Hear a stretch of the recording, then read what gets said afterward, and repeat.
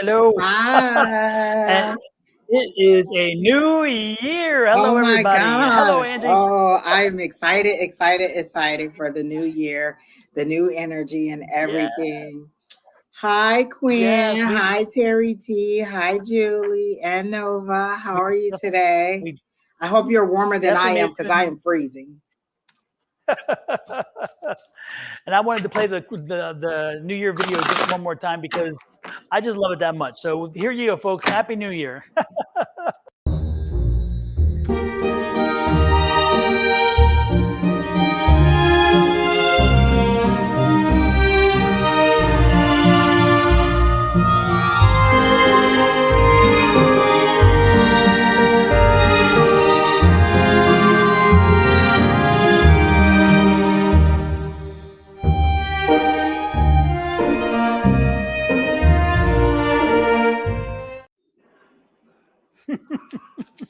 That's the last time we ever play it, so I might as well use it. Listen, you can play it all the time. It's New Year's whenever we want it to be. We'll just I'm start telling over. you. Especially that positive kind of restarting energy. You want to there's times when you want to restart in the middle of the year and it's like, go for it. Exactly. Hi, naturally divine goddess. Hi, Pam. Quinn, it is a brisk 58 degrees. That is cold for me. Like everybody else might think, oh, it's t-shirt and shorts weather. I am freezing right now. Just Lord help the child.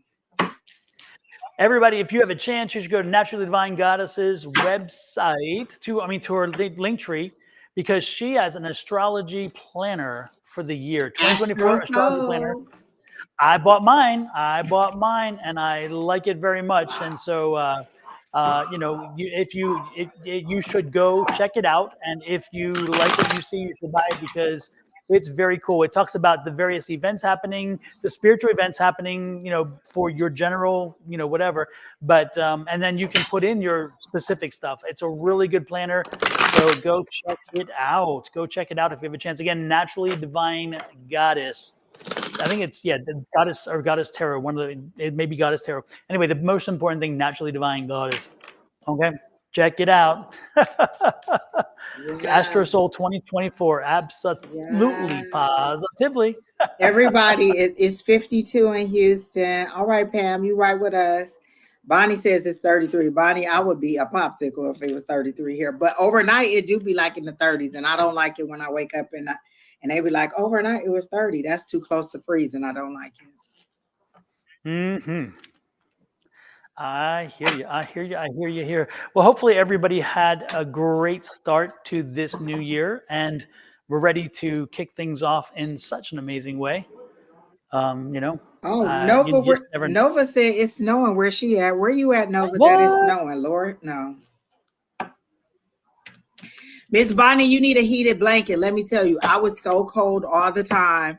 And I used to just talk about how it would take me so long to warm up. Even if I put multiple blankets on, it would take me a long time to warm up. So my sisters bought me a heated blanket, and it made the world of difference. I love it. Like you instantly warm up. Don't keep it on, or like set that timer to turn off after about an hour or two, because if you go to sleep with it, you will wake up drenched, like hot. So Toasty. you will be sweating. Like, listen, it might help. It might sweat off some pounds because, woo, but it does help with knocking the chill off really quickly. I love it. And then my niece Sean is bought me. showing. Oh, I'm sorry. What she said? No, I was gonna say Sean is showing off at 62 where she 62. is. All right, Shauna. How is it warmer for you than it is for us, Shauna? I don't like it. I don't like it at all. My niece Hey, bought me a as she towel should. warmer too. Everybody must know Nice. that I'm always cold because they just bought me stuff to keep me warm. And didn't somebody buy you a little water fountain? Oh my gosh, my niece brought me that Aaliyah for my Zen. Yeah. She must know that I'm a little bit spastic. So she was like, Angie. So Yes. and I love it. It has the nice little, like, it sounds like a waterfall, and it actually works. I wasn't sure it was going to work, but it actually works, and I love it. And then Kina bought me a light up angel that they all sit at my desk because they like, listen, she is the cuckoo for Cocoa Puffs. And sometimes she just need to settle down. I hear you. I hear you. Hey, I found that image of the downloaded Astro Planner. Oh, This is okay. what it looks like, folks. There you go. Ooh. And so this is the Astro Planner, and then again, it's Oh. January, and you have different events. It talks about the events, the Mercury going, and then you could ask you questions, and then your goals and so forth. I'm telling you, this is quite an impressive piece of Oh, I work. like And this one too. each month, again, you have times like how can you use the energy in the new moon for Aquarius, goals and tasks. Also, the crystals for the month. I mean, how wonderful, right? It's like it's all right there. So, anyway, just wanted to bring that to people's attention. Keep that in mind because it's like quite an impressive little thing there.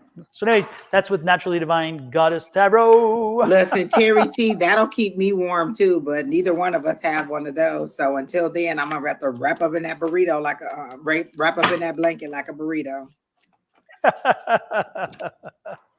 Ho ho ho. Exactly.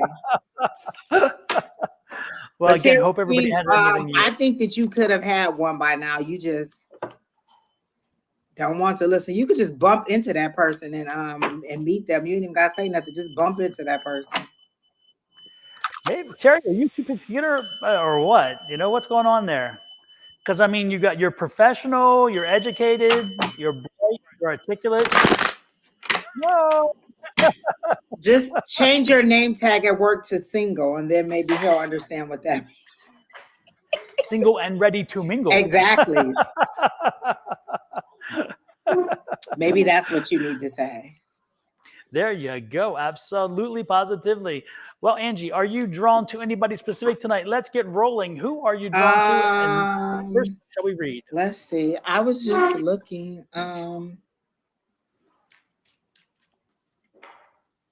Yeah, I love those Tibetan bells. The Tibetan bells raise that energy level. It's like, yes, yes, yes, yes, yes, yes. I like Auntie April because her name is Auntie April. There you And go. she asked for a general reading, and I'm not mad at a general reading. Oh my gosh, as soon as I read her name and what she said, I literally saw like the little mega horn, the celebration horn, like somebody blowing a horn and ringing it, and it said 2024 soar. So I feel like you have a project or some kind of endeavor that you're thinking about starting off, and if you launch it within the next 3 months, because they're showing me March, if you launch it within the next 3 months, it'll be successful and it'll bring in money because they're showing me coins falling down. So whatever it is, this business or this project that you're thinking about launching that'll make you extra money, and then it's showing me not as a side item, but it could replace your current stream of income and be your main stream of income. And it seems to be something that you love because I'm getting goosebumps and I'm getting that joy, that excitement, like, oh my gosh, I get to do this every single day. So whatever it is that you're thinking about launching or you're thinking about doing, it looks like it'll be a success. And they're saying, stop being so scary or take your scared pants off. You seem to be a little bit timid about launching whatever it is. And they're saying, just go for it. Don't wait. So for Auntie April, I don't know what the business is or what the project is, but I immediately heard soar for 2024. And then I saw the mega horn. That's an announcement. Like there's an announcement of some kind of celebration or something good happening for you. So I think that you should go ahead and start whatever business it is. And I do see the money coming. And then I see littles around you, like little children. So I don't know if these are grandchildren or your children, but I see children around you, or if the business is for children, but I see children around you, a little boy specifically, and maybe a little girl, but I do see little children around you, and they're a little bit excited or they're happy to see you or to be in your energy or in your presence. So there's little kids around you too.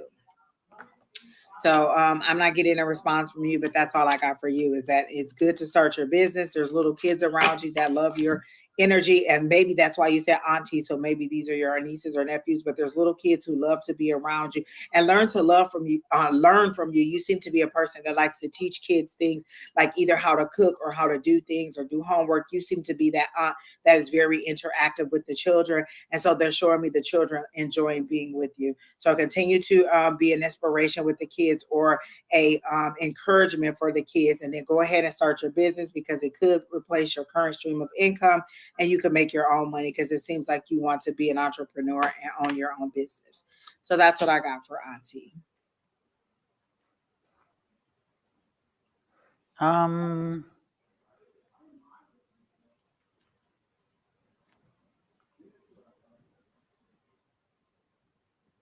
Auntie, I feel like you are in a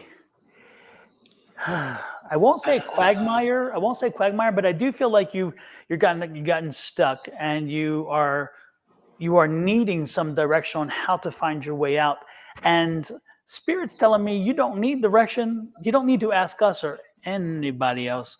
That the power lies within you, but you have to trust yourself. And somehow, over time, it seems like a relationship you were in, or the situation, your family, something has gotten you, has beaten you down a bit, to the point, not beating you physically, beating you down a bit, so where you don't have confidence in your decisions. And so look within, go within, look within, and find the answers that are there, that what they are. And no one knows you better than you. No one will ever know you better than you. And so when somebody is passing judgment on some things that may be external that you're making decisions on, that's one thing. But when they're trying to direct you and to correct you about you being you, they've got a problem. And when you try to live up to their expectations, you have the problem. So the complication, the problem, the issue, the whatever it is that you're facing, it has to be addressed by you, for you, and without any input from other people. And you have to have the confidence to make the choice and then do it. The follow through is important, and that's where I'm getting that you fail. You fail in the follow through because, again, you get weak. You get weak because you don't have the confidence. Have that confidence. This is a new year. Own your power, walk in your power, talk to Spirit, tell Spirit to get behind you and give you that backbone if you need it. But most importantly, you need to find the comfort and the peace and serenity to understand that you are on the right path, that you know yourself better than everybody else. So that's what I'm getting for you. I think you need confidence this year, and this is the best time to start it. This is it. And while you're at it, everybody, but before we move on to the next person, and with this person as well, most importantly, do your smudging. You just started a new year, new energy, new world. Let's get out there and smudge your house. Get that house smudged, then burn some Palo Santo, so where you can get that positive energy to come in, where you're sending the negative out. Let's get some salt across the dirt. Don, I was just going to say, I just remembered to do it today. I went right outside. I set my intentions to keep all negativity out, to keep negative people out, negative energy out, negative everything.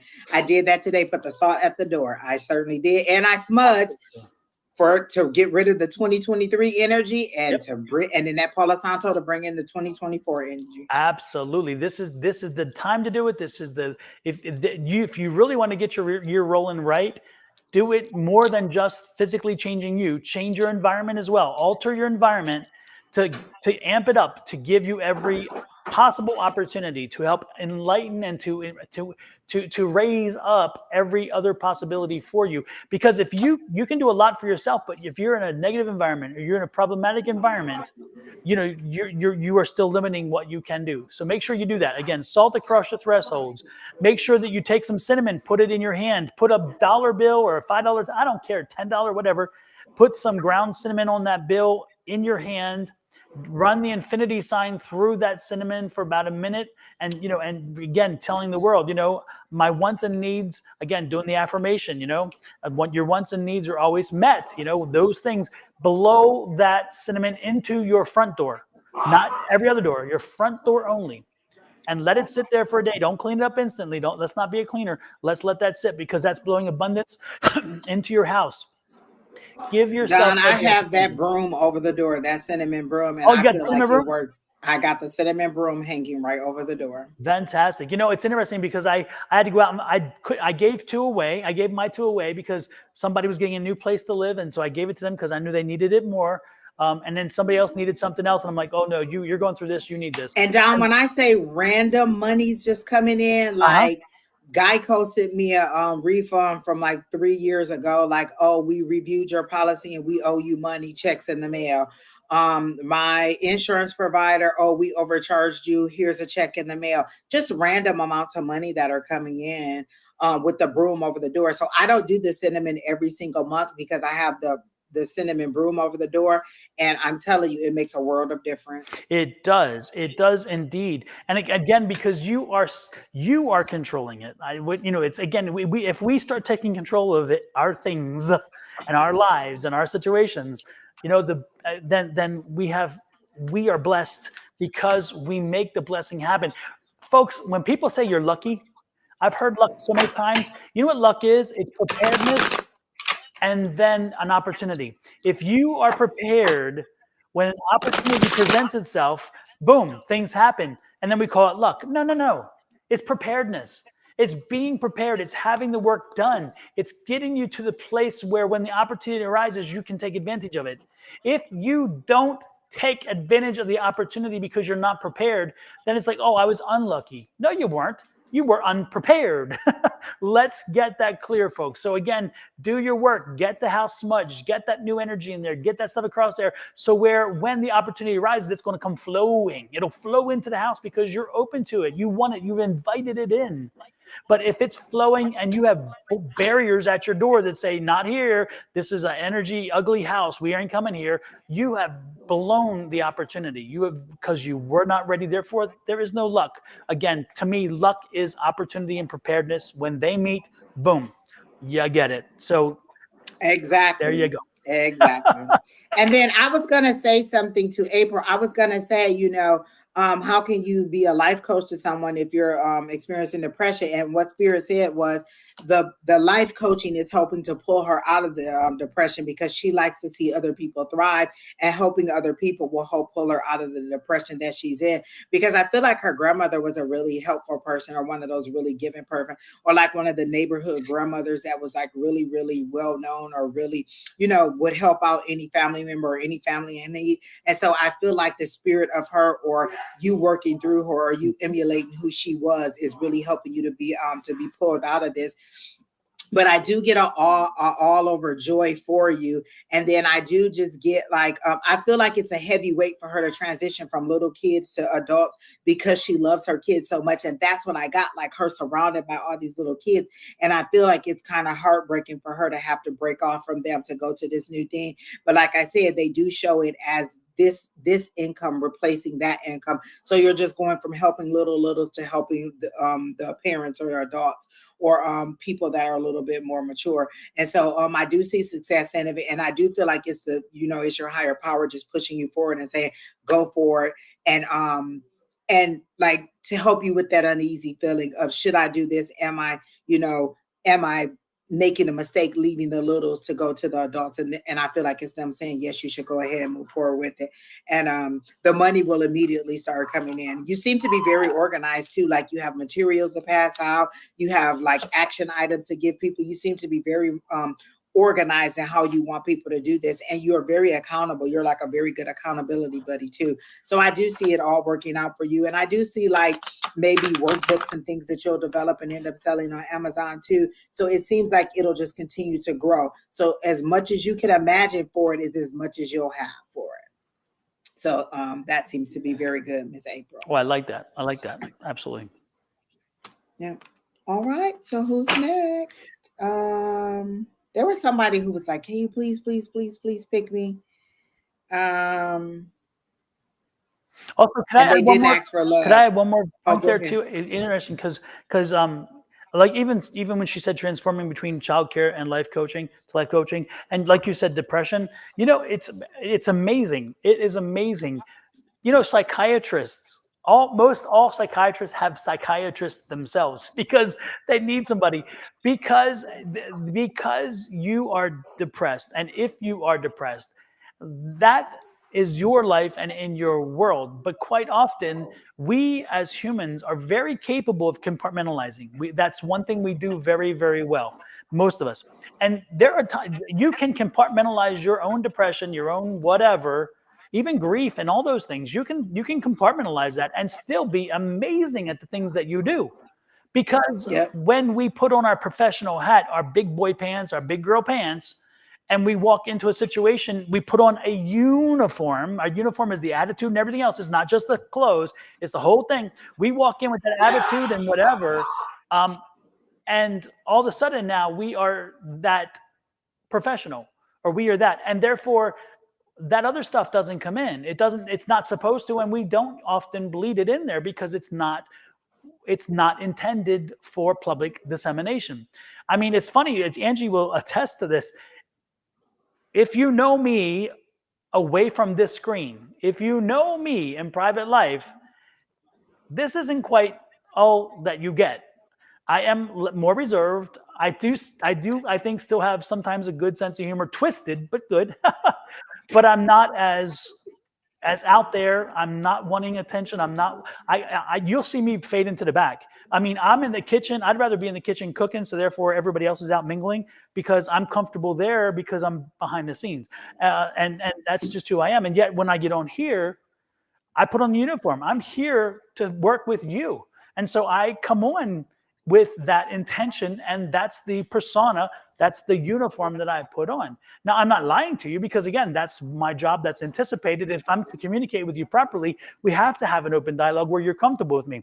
But the reality is that once I take off, once this camera goes off, a very different me is the private me. And that private me is somebody who doesn't want attention, who doesn't need to have people praise me and pat me on the back and pay attention to me. I'd rather be listening and standing in the back watching.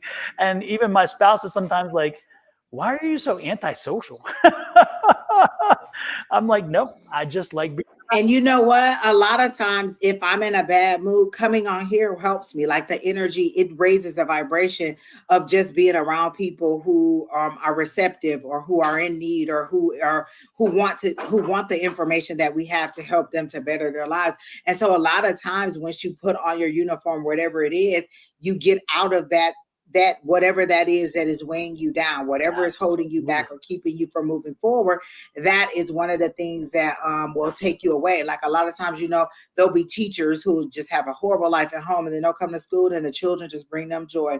Or, somebody that's a nurse or a doctor or something, just work brings them joy versus, whatever they're going through. And another thing I want to say for Miss Auntie April is instead of thinking of the loss of your grandmother, celebrate the things that she would do. Like I say all the time, my grandmother's birthday is Sunday. When is the 7th? Saturday or Sunday? Oh, now you give me the line. The 7th? I don't know. Well, whatever day the 7th is, that's my grandmother's birthday. So every year on her birthday, I go and I celebrate her birthday. Like I'm going to go and get nothing but cakes. I'm going to get a strawberry cake because that was one of the cakes that I remember she used to cook. I'm going to have some of the favorite foods that she has. I'm going to probably watch some of the things that she used to watch on TV.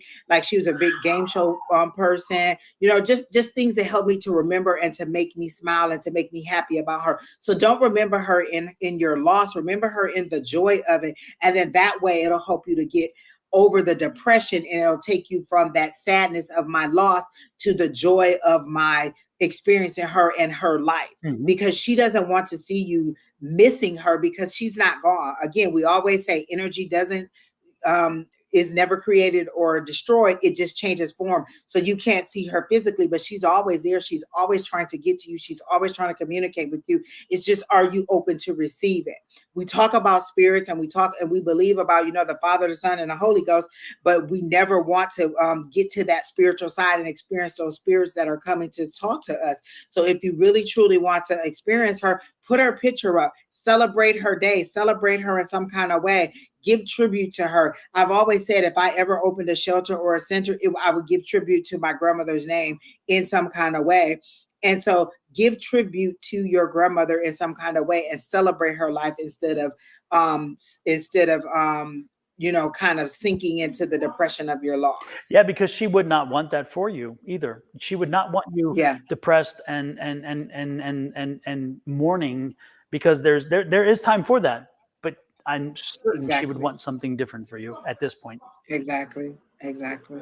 Yeah. So that was just a suggestion that I have for you. And then Miss Julie said that your spouse is extremely social, so you balance each other out. That's why you're such a background person and he's such a foreground person. That is so true. Both of you can't be a star, Don. Only one star. Exactly. That is so true. That is so true. And I have no problems giving letting that happen.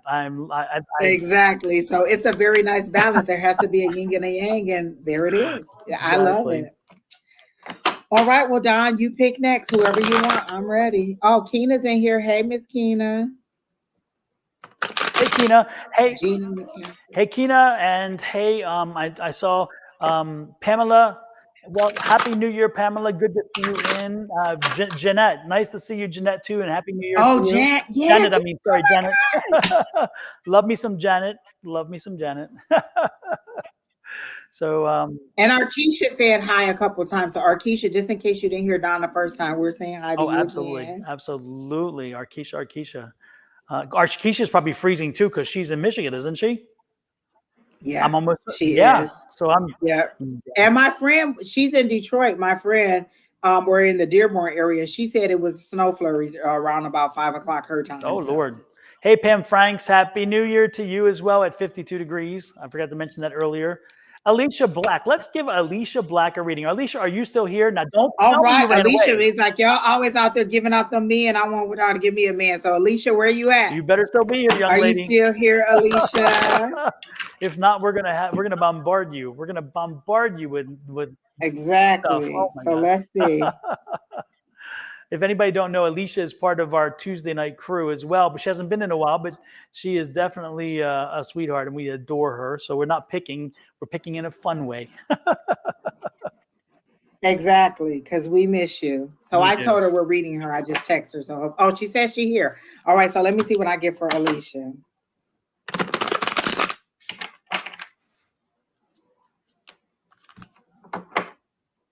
I get less work and more play. Like I feel like you'll be going on a lot more fun adventures. Like they show me you like at like a carnival or some kind of festival or some kind of event in the summertime. This is definitely the sun is shining and you're there with the male. They're not showing me the male, but you're sharing like a corn dog or some kind of food that you're eating at a fair. So if it's a corn dog, I figured it was a fair or some I'm kind of glad thing you're like very that. specific because when you said that at first, I'm like, horn dog. Corn dog. I'm like, what? Listen, she may want a horn dog. Listen, I'm not even mad at that either. Corn dog, whatever floats your boat, a baby leg, whatever you need, Alicia. But I do see like a meal coming your way, and I do see you having a good time.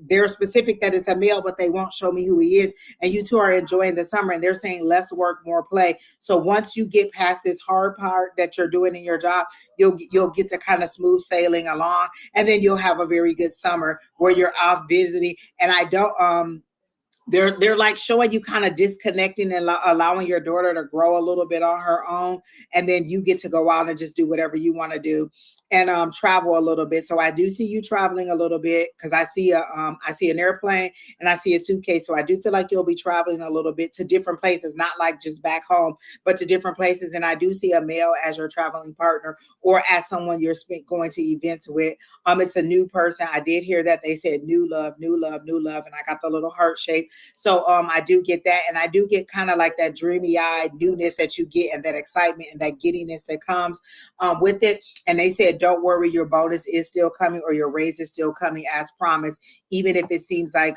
things are not going as smoothly as you wanted them to go in your new position. They said your bonus or your raise is still coming. And I see like it seems like it'll be like before March or right in that March to June area, but your bonus or raise or whatever it is that seem to be still coming. So all things look good for you for that first and second quarter of the year. So that's what I got for you, Miss Alicia. All right, Alicia. Yeah, it's good to see you on, Alicia. It's been a while. We miss your laugh and your sense of humor. Let's see what we get for Alicia. And tell Lewis we said hello too. We haven't seen him in a while. Oh my gosh, work has been kicking Lewis's tail, but I miss both of them in there. I know. In class. The Wonder Twins, as they call themselves. Exactly. And he's the much older brother. She likes to say that too. He's my much older brother. Lord. Queen of Cups. Alicia, this is going to be a good year for you, a very positive year. Listen, and it's interesting isn't because that good, Queen of Judgment Cups? card too, because the Judgment card said you've earned it. You've earned it. You've been working a long time. You did the work in the trenches that has now afforded you the time for universe to say, you know what, we're gonna award you for that. So again, it's not as though you haven't earned it. So when you get these things, make sure you don't even question it. You say, you know what, you're damn right. I worked hard to get this. I put in the stuff, and I love it because you were patient. You were patient as patient as you can be, and also this new opportunity, the opportunity you're in now is bringing balance to you. You're finding balance that you haven't had in a while, which I love, because that Temperance card is also. Don, are those new cards? No, these are Jesus, which one are these? That last card looked a little bit like Wonder Woman. I'm like, who is that? Was that the High Priestess or the High? That's Temperance. I have to call. Oh, Temperance. Oh my gosh, it looked a little bit like like Wonder Woman. I was like, okay. Yeah, this is the gosh, I can't. I'll think of it when I. Okay. Hey, Affirm. Anyway, and look at this. I love this because again, it's brought in a new change. This is that change card. Don't be afraid of it. This is not death. This is the change. And again, that change is because everything has changed for you. I mean, really, this opportunity is going to it's going to feed your soul. It's going to be very good for you, emotionally and happy. Again, you've earned it. And then you've been patient, and now you find the balance. And as you find the balance, of course, that's the change we talked about. So again, this change it's what's made all this happen. So by taking this opportunity, and guess what, Alicia, you are a prime example of what I was saying earlier. You were prepared. You had all your ducks in a row. You had everything in a row, and the opportunity arose. And you were able to snatch it up. They came looking for you because they knew you could do it, because you were prepared. And then they said, you know what? We have this opportunity. You have those skills. I want you. I don't want anybody else. You are prepared. She is. And she didn't second guess or him and haw about it. She was like, you know what? I can't pass it up. And she did. Exactly. Spirit talked to her and she listened. Oh, and that's funny. I'm shuffling and the judgment card came right out. That's the same card that you got, Don. So, hey, you earned it. Like Don said, this is your calling. Yep. You're being called. You're being rewarded. You're getting what you deserve. I like it. That's that trumpet calling you forward. I like that. Absolutely. Absolutely. Yep. So there you go. I mean, I can't tell you enough. This year is good. This year is going to be a great year for you. It's going to be the first in a while that you've really, as you get into the year, you're going to think, okay, where are the speed bumps? Well, something always happens. You'll be looking like, wait a minute, every time they pull that rug. And you know what? This is not the rug year. This is the year of stability. And I love it. I love it. And then Miss Julie posted the song Change Will Do You Good by Sheryl Crow. Yes. And I like that song. That was one of the songs that she gave me yesterday in one of my readings in class. Was Change Will Do You Good. And I actually already like that song. So I wasn't minded. Listen, I'm not a person that doesn't like change. You send me a tower, I'm like, yes, that means it's all over, said and done, and we about to move on. And it's suddenly, I ain't got to wait. With Temperance, it's coming, but it's taking slowly. Go ahead and throw me a tower card anytime. Uproar, upheaval, whatever, fast. That means it's like snatching a Band-Aid off. It's quick and fast and it's done. So I always love a tower. I don't even mind it at all. All right, well, who's next? Let's see. This one person has been asking over and over. And I don't know, I don't know where they went. Nova, is Nova still here? She asked for a general. Nova V. Nova, are you still here? Let me find Nova. How far back was she? She's not that far. She's right. Okay, well, maybe. Nova. Like the car, Chevy Nova. I thought Supernova. Could be Casanova. Oh, she just posted again. She said yes, that she's still here, but she just asked for a general. All right, super. All right. They're showing me like I feel like you're a younger person or you're growing into your mature self, because they're showing me an egg cracking up, but you're coming out of the egg not as like a baby chick, you're coming out as a full-grown adult. And so I just feel like maybe you've had a hard time transitioning into being like getting into your adult status. And they're showing me like that egg is cracking open and you're a full grown adult when you come out. So you're ready to take that next step and start that new chapter in your life. I don't know if you're going into a significant age, like you're going into your 30s from your 20s or something like that, but you seem to be ready for that mature life or that next step. Like they're showing me oh, you're 29. Okay, yep. And that's what they were showing. You're ready to go to that next step. And they're showing me like, you're ready to do things like purchase a house and purchase a car, because they're actually showing me a house with a 2-car garage and a fence around it. So I forgot what state that she said she was in, but it reminds me a lot of Michigan or that Midwest, how they have those fencing, the fencing around the house, the metal fencing around the house, and then the 2-car garage or a 2-car carport. So I do see a house if that's what you're looking for. I do feel like it'll come. It just says be a little bit more patient and a little bit more disciplined, and you'll be ready to purchase your house and to look into first-time home buyer programs. But I do see a home for you coming up as something that you've set a goal. Like I feel like you put a star by it, or there's a goal that you want to reach for this year. And so a home does seem like a home purchase or moving into a new home does seem like something you want to do. And then they showed me the world card with you transitioning. So the world card is travel, and it's also transitioning from one thing to another. So I feel like you're transitioning from your 20s and maybe that kind of younger energy to that more mature to your 30s. And so I feel like that's where you're going. That's what that transition is. You're ready for it. You seem to have the mental capacity to look forward. You're ready to be professional or to get a professional job that'll give you more status and more income.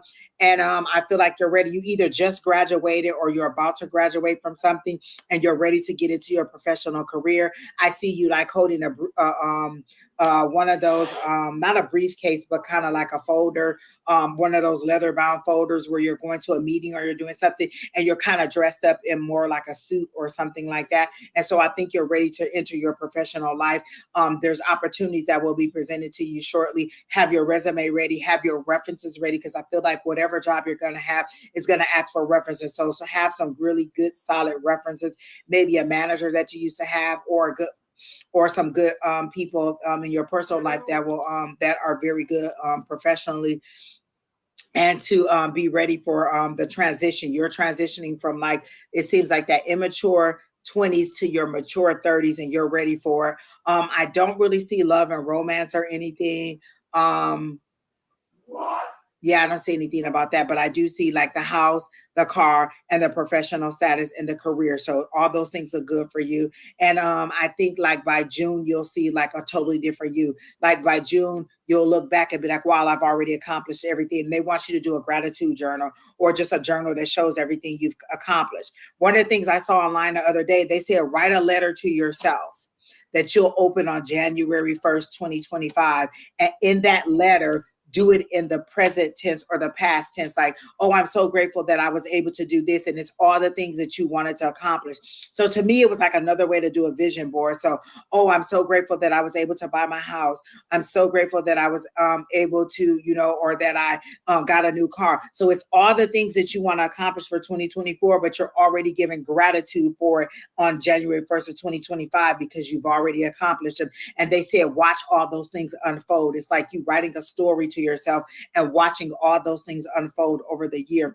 And so on January 1st, 2025, when you open it, you'll see all the things you accomplished that you set out for in 2024. They happen, and you can see that as something to do. So they're saying definitely have a gratitude journal so you can see, because a lot of times we don't understand the things that we've accomplished, and you'll be like, I don't think I've done anything. And then when you look at it on paper, you're like, oh, I have done a lot this year. And so they want you to write down all the things that you received, even if it's little things. Like I had a friend that didn't want to go to her graduation because she was only gets her associate's degree.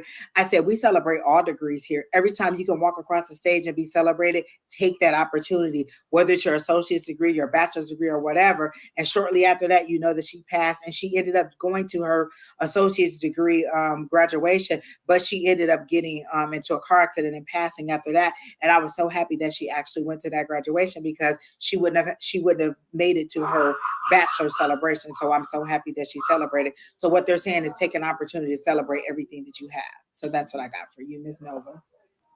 Supernova. Well, I was hearing, I don't know. I just hearing that stay put. I'm hearing stay put. You have still some work to do to prepare yourself for the next step. And I think taking if you move now, I'm not talking house or apartment. I'm talking city. If you make a jump to change locations, as in living places, as in cities or states, I'm being told that's not where you should be putting your energy right now. I think there's still some other things you have to get into place first. I think once that happens, and again, what I'm getting is once that happens, it's going to fall into place. But but until that happens, until that happens, I would strongly suggest that you, uh, again, take the time to put things in place, know where you're, first of all, know where you're headed, know what steps are necessary, and then start those steps. Because again, I'm being told to stay put for right now.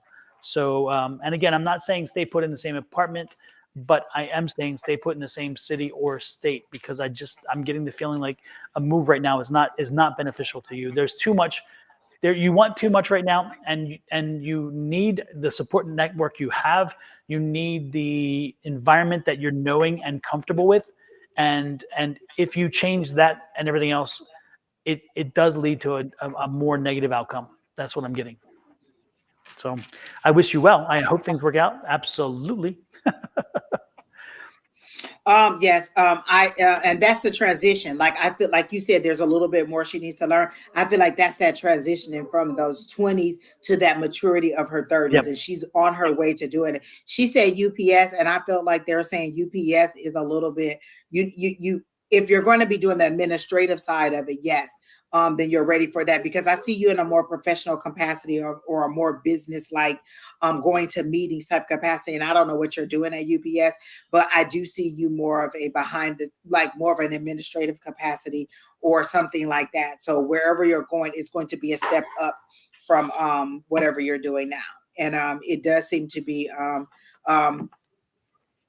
um, something that you've been desiring, something that you wanted, like you want to make more money, and this is a way for you to get the money that you want and not to work so hard. Like they're saying, it won't be so much back-breaking work or so much labor intensive, as it will be more of a mental or a using your logic and analytical skills to do your daily, to do your job every day. So good luck with that, and I hope everything works out for you. And come back and let us know how things work for you. She has such a baby face on that picture that I'm seeing. I don't know if that's her child or what, but she looks so young on that picture. Angie, this is the deck. This is the name of the deck. Oh, that's what it Yeah, is. Okay, Tarot of that's this Dreams. deck that you're Okay. talking about with these Oh, I very love unique images. Yeah, that. this is this deck. I was like, I couldn't think of it. And then which deck are you using? I'm still using the Radiant Wise Spirit. Okay. Yeah, Yeah, I still this one. haven't gotten that one uploaded yet to post that. And I think anybody, if you want to, this is where you can find these decks if you want to go to purchase them. That's one of the links on there. Yeah, I still need to get one up, because I remember, was it that you that showed me this one, the Clarity deck, or was that Oh no, but I like that one somebody too. just got this one recently and told us about it and used it? And Was it in class? It seems like somebody might have had it in class. I I'm like not that. sure, but it is a really cool deck, a really cool deck. And Oh for some reason I thought wow. it was you, but absolutely. Also, folks, we talked about I Palo. need some clarity. I need to get that down. I tell you, we talked about Palo Santo for the new year. If you cannot find it locally, you can find it on Amazon. This is where you can find it. I think this is $4 or something. I mean, it's not that expensive, which Oh, is nice. And then there's also white sage. If you can't find it locally, you can order it on Amazon. Again, just follow these codes and you can find what you're looking and I for. have ordered it, but right after I ordered it, you sent me the link saying that it was linked to you, and I had already ordered it. But it's almost time for me to get some more, so I definitely will order it from Exactly. you. And And then I did order that incense kit. I did I order love that this one. too, This is and I Dragon love it. Bloods and frankincense. I burn them Yep. together all the time, and I just love that scent. Yeah. For me, that gives Yep. me that zen. It gives me that peace. So, yeah, yeah. And earlier I was doing the Tibetan bells. That's the chiming I was doing. this is where this is where you get them, and they're very inexpensive. I think they're maybe $20 or $15. Oh my gosh, Don, I'm so glad you said that because I've been listening to the people doing the predictions Mhm. for like 2024, different readers and channeling, and they're saying that a lot of sound vibrations are going to be what is going to be very popular, or going to be very is going to be like really what is going to be used to raise people vibrations, like sound music or sound vibrations are really going to be something very popular or something very useful for 2024. So if you don't have them, or you don't have something, that would be a very good thing to get, was that would be those Tibetan Absolutely. um And they sound wonderful, and they raise the vibration. They are so wonderful. And if you want to get connected to spirit, you have to raise your vibration level, because spirit is at a higher vibration level than we are. And when we come in from work or whatever, or we're just down here, that level will bring you, that tune will bring you up. And when you do it right here in front of you, I'm telling you, your heart feels it.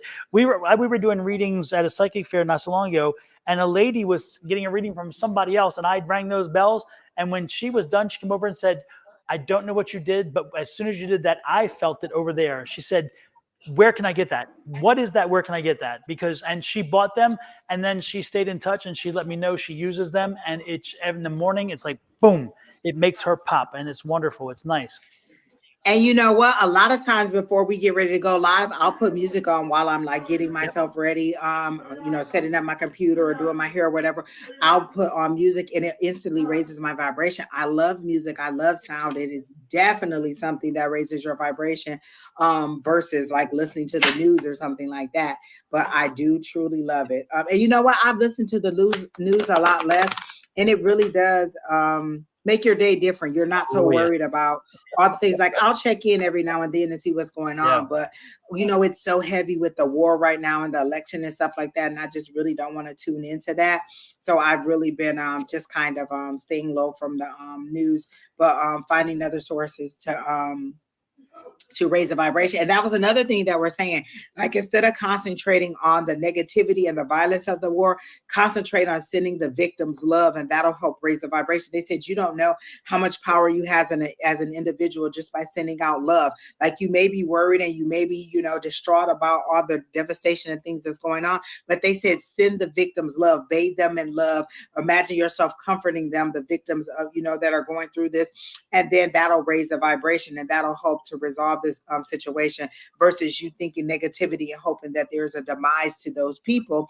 You can think of loving ways to raise a vibration and give peace to the people who are being victims, and help to increase the energy just universally. Exactly. We're going to give Pam a reading. We haven't seen Pam in a while. We haven't done a reading. So let's give All Pam right, Miss Pam Franks. Pam. This is you for All you. right, I'm gonna do the cards for Miss Pam. Absolutely. And you know what's interesting? Also, folks, if you love comedies, if you love just funny comedians, put them on. Humor and laughter raises your level too. I mean, again, it just raises you up. It's amazing. Put Robin Williams on, you'll be rolling the out. Put Whoopi Goldberg. Listen, Frasier. I still watch Frasier, the old Frasier, Don, and that will give me a laugh in a minute. The old Frasier, I Mhm. love to watch Frasier, and it is good for me. Absolutely. Someone else has good vibration right now. He's at a Oh my higher gosh, plane. he is so loud, and they're playing his. And listen, he's been quiet all day since he got home from school. As soon as I plug the computer up here, he goes. Ah! I used to watch a lady on YouTube, and she would come live sometimes. And when she was live, her grandkids were running around the house screaming and yelling. And people are like, "Are your grandkids okay? Are you abusing them? Are they dying? What?" And she's like, "No, they're kids. They're having fun." She's like, people would hear it, and they're like, "Oh my god!" And she's like, "They're kids. They're having fun. They're my grandkids." So I remember it well. Unfortunately, she's not on YouTube anymore. And I used to love her because every time she did readings, it was like she was reading for me. And I know that's silly, but it was like perfect, you know? Jojo says, sounds like her house. I can imagine. Hey Jojo! Oh my gosh, Happy New Yes, we Year! love you, Jojo. We haven't seen you in a while. It's good to hear you or see you here. So what you got for Pam there, I immediately got the Hierophant and I got learning, but they're saying you're learning patience, Pam. Like this situation is requiring you to have a lot more patience than you wanted to, and you're learning patience in this situation. And they're saying, don't don't be frustrated with how long the process is taking. It's necessary for you to have this and to gain this patience. So that was the very first thing I got was the Hierophant and you learning patience. And then they're making me look at the keys that are at the bottom of this page, and that is going to be the key to your success that is coming up, because I think you're going to have some difficult situations, or maybe not even difficult, but some maybe escalated or complicated projects that you're going to be working on at work, and you're going to be able to need a little bit more patience, as you may have to explain things to people multiple times, or maybe you're pioneering a project and you have to explain this or present it over and over and over again, and they want you to have patience. So that's one of the things they're showing me is patience. And you know what? This card came up, this Five of Swords came up, and then I put it back in there and it just popped out again. So there's something about the Five of Swords, but let me see what they're giving me on it. And they're saying it's not your defeat that is coming up. They're saying it's the strategy to win. It's you using your strategy to win or to outsmart whoever it is. Like, do you have somebody that's a little bit antagonistic at work, or somebody in your life that's a little bit antagonistic? Oh, it feels like it may be a personal relationship, not a work relationship, and you're using your wit to outsmart them. You're not getting into a battle with them. You're using your wit to outsmart them, and they're saying just continue to use your logic to outsmart them, or to over battle them, is what they're saying. Like you're not getting into a physical battle, or I don't know, like a argument with them. You're outsmarting them without having to get into that battle with them, and it's going to work in your favor, whoever this antagonistic person is. And then what came up again was Temperance card. Again, just be patient in both situations, and everything will work out in your favor. They're saying you are healing well, and everything will be fine, and you're ready to walk and dance. And then this right here is the page of swords. I'm like, why can't I think of that? And this right here is clarity. I've always heard that this is clarity. This is the truth coming to you. This is the information that you need in order to move forward. So I like this. This is a new thought, new information, clarity coming to you. This is somebody bringing you the information, or you receiving the information, or you seeking the information that you need to give you clarity. But I feel like it's also related to this right here. It's like you getting the information you need to be like, okay, I know how to deal with this situation without bumping heads. I know how to outwit you or outsmart you, and this will end up being better for me. I just have to be patient in this situation, and in the long run, it'll work out in my favor. So that's what I got for Miss Pam. Let's see what I can find for Pam. Hey, Barbara Ross, nice to see you in. Hey, Sherry Berry, nice to see you in. Happy New Year to you both.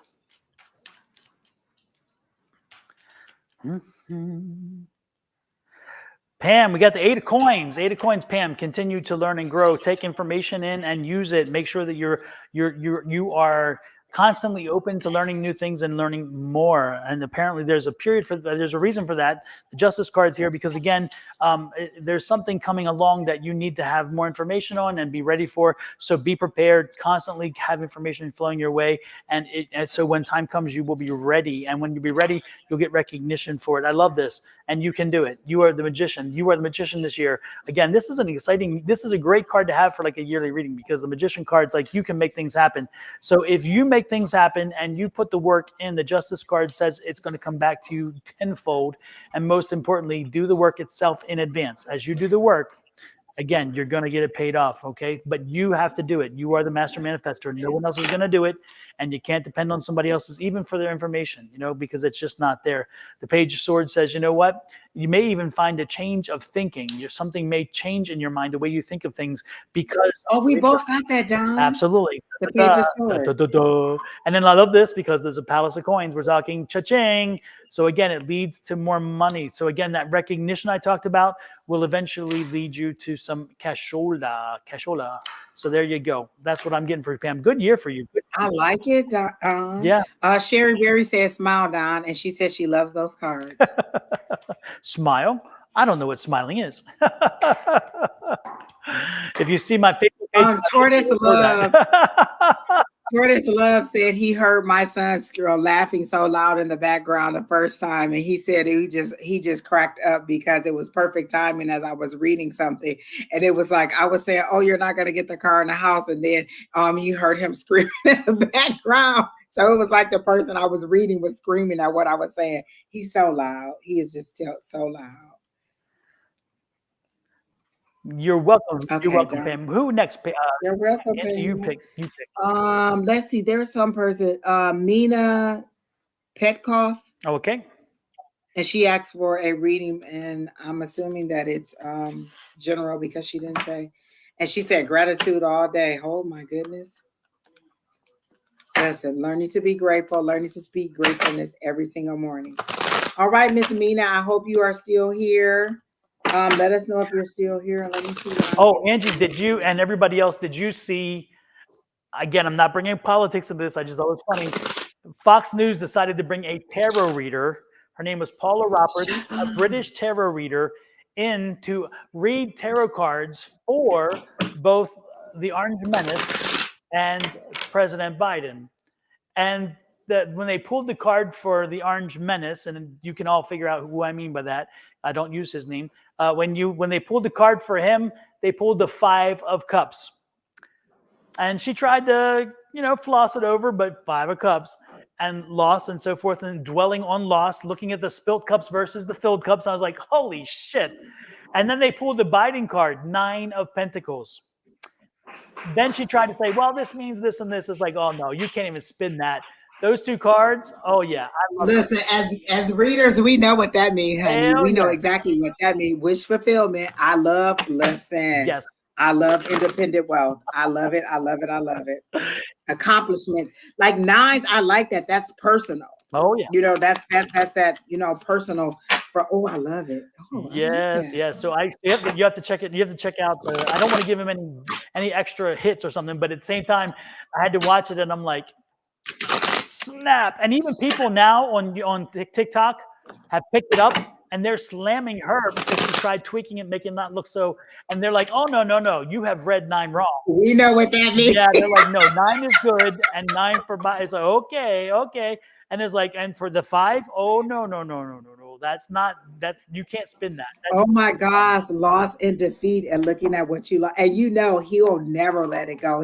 He'll bring it up 20 years later. He's still talking about the election and how it was supposedly taken. Exactly. Anyway, so I wanted to get that in there because I saw it and I was like, oh my gosh, lots of people listen. Don, it's taking over. Like everybody's raising to that next level because they want a higher level of thinking, and they want something that's a little bit more personal, or that allows them to have that one-on-one relationship with their higher power. And I just love it.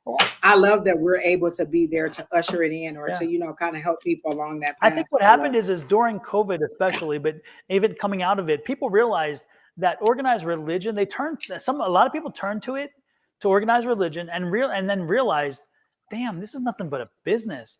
And you can be spiritual and religious, but not necessarily have to be tied to an organized religion. And so people now thought, I'm thinking differently. I'm thinking more freely.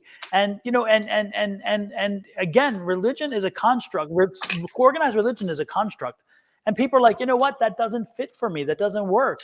And I think that has led to more people looking to tarot readers and to tarot cards and to all these other things, as well as other different things like Buddhism and all these other. And if it's truly, if you're true in it, and there's no judgment in it, it's just, it is what it is. Like the cards say what they say, you don't really get, a lot of, like with religion, it's kind of like, it always felt like an agenda. Yes. We have to stick to this doctor. We have to stick to however this is presented in that way. And this feels a lot more free. Yeah. Like, who am I to tell you that your higher power isn't telling you this versus that? So it's a lot more personal. It's a lot more individualized to you, and allows you to have that communication, or teaches you to empower yourself, mm-hmm. And then that raises the vibration because you're not so rigid. I always tell people that I was a very judgy Christian. Mm-hmm. Very judgy. And so I'm just happy to be out of it. Well, and it's interesting too, because Christianity until 140 AD, Christianity believed in and was a doctrine of reincarnation. And in 140 AD, the church said, wait a minute, we don't have power over our parishioners because they believe they'll reincarnate and come back and they can fix it. That's not a problem. And we need power over them. So they changed doctrine to take that away so the priests and the preachers and everybody else could have more control. With fire and damnation, you're going to go to hell, you're going to go to purgatory, instead of the reincarnation of like, oh, I'll fix it next time, I'll fix it next time. And so it's amazing how, again, religion changed. In 4th century, when Constantine had the convention which put together the Bible, they had all these different books, and he got rid of all these books that had women in empowering positions, and and he threw those out, and the church went with all these very machismo, very misogynistic books that focused on men and men in power. And so that came along, and then in 1945 or 54, I forget which it is, when they rewrote the King James version of the Bible, they took some of the words and they tweaked them to be whatever they wanted, where homosexuality was never in the Bible until 1945 or 54, whichever it was, when the King James version was done. Oh yeah, they changed a word that had nothing to do with homosexuality and put it to be homosexual, because they were chasing over a political viewpoint, and they're trying to chase it down. These things, again, they're doctrine that used as a weapon. And so Angie, when you said that, you are right on point in so many ways, because again, organized religion figures out, how can we keep the masses focused on us, keep that money flowing in. Look at these big preachers these days, $1 million houses, $1 million paychecks. They're preachers. They're freaking preachers. How in the hell can you tell me that you deserve that? You're a man of God, I'm done. I'm sorry. I'm not. Don, I listened to this video today of this guy preaching, and he went off on his whole congregation. He went out into the congregation because this guy fell asleep while he was preaching. Ooh. He said, I'm somebody. You don't fall asleep while I'm in there. You need to wake up and sit up and pay attention to me. And then he said, and look at you right here. You two want me to marry you. You the sorriest bunch of members I ever seen. You don't ever come to church, and then you want me to marry you. I'm not marrying you. Like, he went on a rant for like 5 or 10 minutes and going off. And he was like, and you in the sound booth. And mom, don't you get mad because I'm telling your son something. I am his ruler. I am his pastor. I'm telling him what to do. And you got all them kids in there. And I thought, well, if the kids are at church in the media room, isn't that a good thing that they're in the church? Why are you mad that they're in there? This is not a team meeting room. You don't need to be in there. You need to be doing, and it's good that you at least kept a camera on me. Can you keep the camera on me this time? Ooh. And keep the sound? Like he was, I reshared the video. It's on my page, but he was going off, and I thought, well, if the kids are in the media room, isn't that a good thing? They're in the building. Sounds like he was triggered. He was having a bad day. He was triggered. I was like, whoa, holy moly. Oh. Okay, Miss Mina, you did say you were here. And so first, when I tried to get you psychically, they showed me somebody so they're living in a house, and it's like a log cabin, and they're pulling apart the logs to use as firewood. And they said, don't burn down the house don't burn down the house as your resource. So I guess, and I was trying to figure out what they were trying to say with that, where you pulling apart your house or your resources in order to use them for fuel or for fire. But they're saying, like, I guess you're going for the wrong, you're burning down your house to keep warm instead of going out and finding the resources that you need in order to sustain you without tearing down your house. Like, you're tearing down your shelter or your protection in an effort to keep yourself or to satisfy yourself with something, because it's temporary. This house that you had would have been a permanent shelter for you, and you're tearing down the house and burning it temporarily, and they're saying don't burn down your house. That was the first thing I got. So then I was like, well, I don't really understand it, so let me pull some cards, and I got a victory card for you. So the 6 of Wands comes after the 5 of Wands. So I feel like you've had some rough patches or some rough times, and there's been some chaos and conflict in your life, and it may have been from some kind of relationship, because I got the Queen of Cups and the King of Cups, and this right here, they're saying control. You're learning to control your emotions, and that may be why you are burning down your house. Like, you're having an emotional reaction, and in an emotional reaction, you're destroying your own livelihood or your own things because you're mad at a situation. They're saying control your emotions. You're getting more in control of your emotions because the Queen of Cups is really nurturing. She's really focused on loving and just being aware of her emotions and things like that. But then I got the this Two of Cups, which is a partnership, but I feel like that's the source of your emotional situation or the source of whatever is making you kind of pop off or take you to that level to have you destroy things. And then I got the High Priestess, which is seeing behind the veil, like you know the better thing to do, but when you are set off to the point where you explode, you just kind of react. And they want you to be a little bit more control and have that victory versus that conflict and that fire that you're having in this situation that you're having. So that's what I got. It was a little chaotic, your energy for me. So that's what I got for her. I was trying to. I don't know. I don't know. I was getting some. Yeah, I was just getting some crazy. I get the feeling like I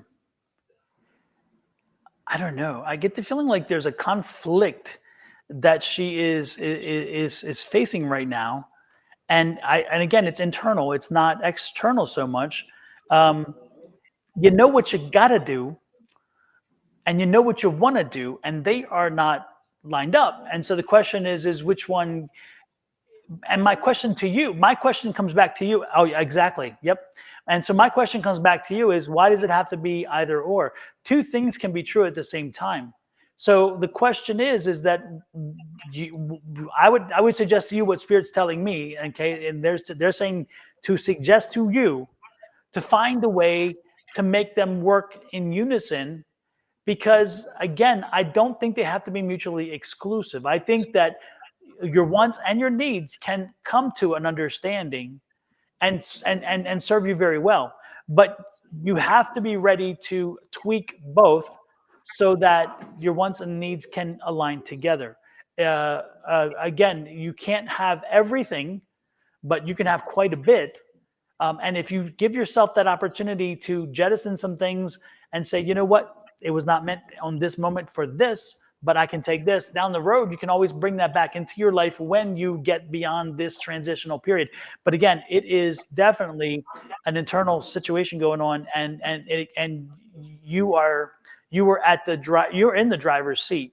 You just have to figure out, okay, it's not an all or nothing proposition. And for you right now, you're thinking, I can only have X or I can only have Y. And I'm saying no, it's not an only or. It is a we can do this together. I can figure out a way to make these two work.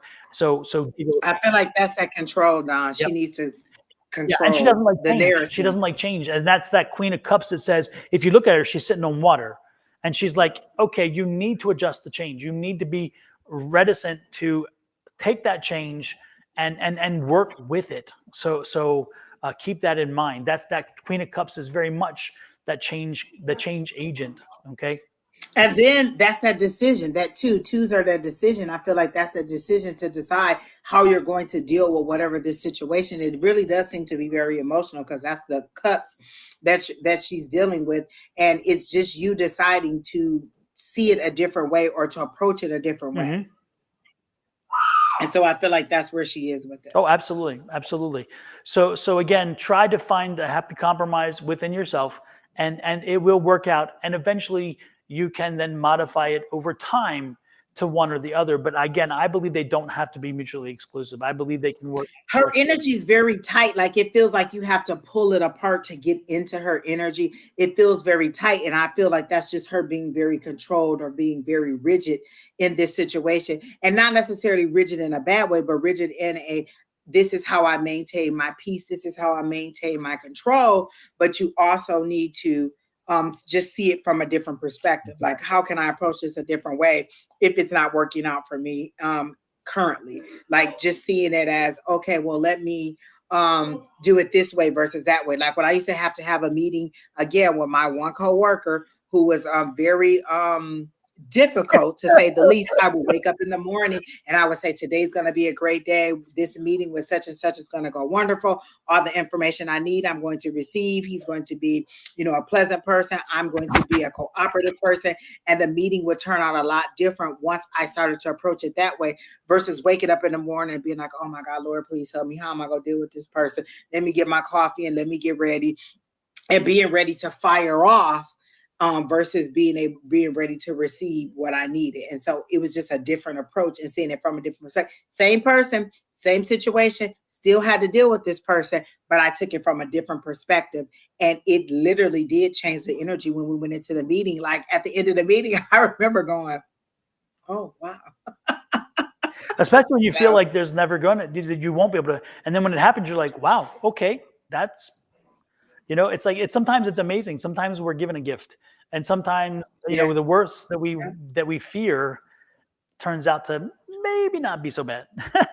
Yep. And it was just me being able to see it from a different way. And just like, I feel like I was able to control the outcome of the meeting by putting positivity on it versus feeding into the negative. Like they just said, feed into the positive part of it and then let the universe change it for you. When you're struggling with that negativity or you're struggling with wanting to change the other person, it's harder when if you just see it from a different perspective and allow the universe to work it in your favor, it'll work because you got the victory card. So I do feel like it's going to work out in your favor. It's just you getting control of those emotions and dealing with these situations in a different way. And they're saying you know how to do it. It's just you're not at that place where you want to do Yep. it yet. Yep. Before we All move right. on, I Well, do want to talk to Tortoise oh, go Love ahead. 1 second. Tortoise Love said, could I have a specific reading on a person I'm going to meet this weekend for the first time? How is it going to be between us? Tortoise, let that newness, that exploration, that excitement happen on its own. Don't try to shortcut it and figure out a way to make it to get an insight on where it should be or where it's going.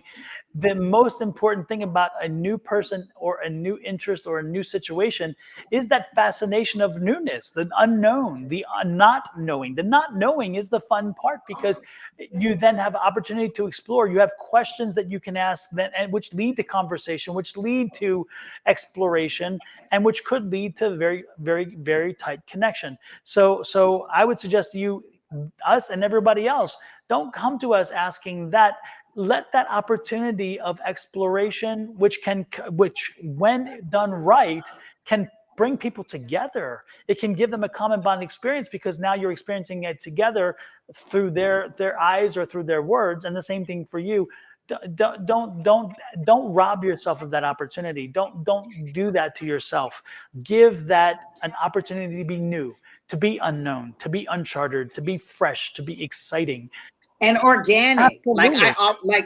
I met someone and they asked what I was doing yesterday because I said from 6 to 8 I have class and they asked what the class was. And I usually don't tell people when I meet them about the psychic part of me because I just don't want to have to deal with it because they either want a reading and this is what they want to know. So how do you see us working out?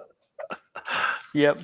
I cannot stand those questions because, like, and I always tell people in relationships or if it's somebody that I'm potentially dating, I never read their energy. I don't want to know what you're thinking about me. I don't want to know how it's going to work out. I want it to organically unfold, and I don't always want to be that person who goes into your mind or into your thoughts, into your energy, and see how things are going to go.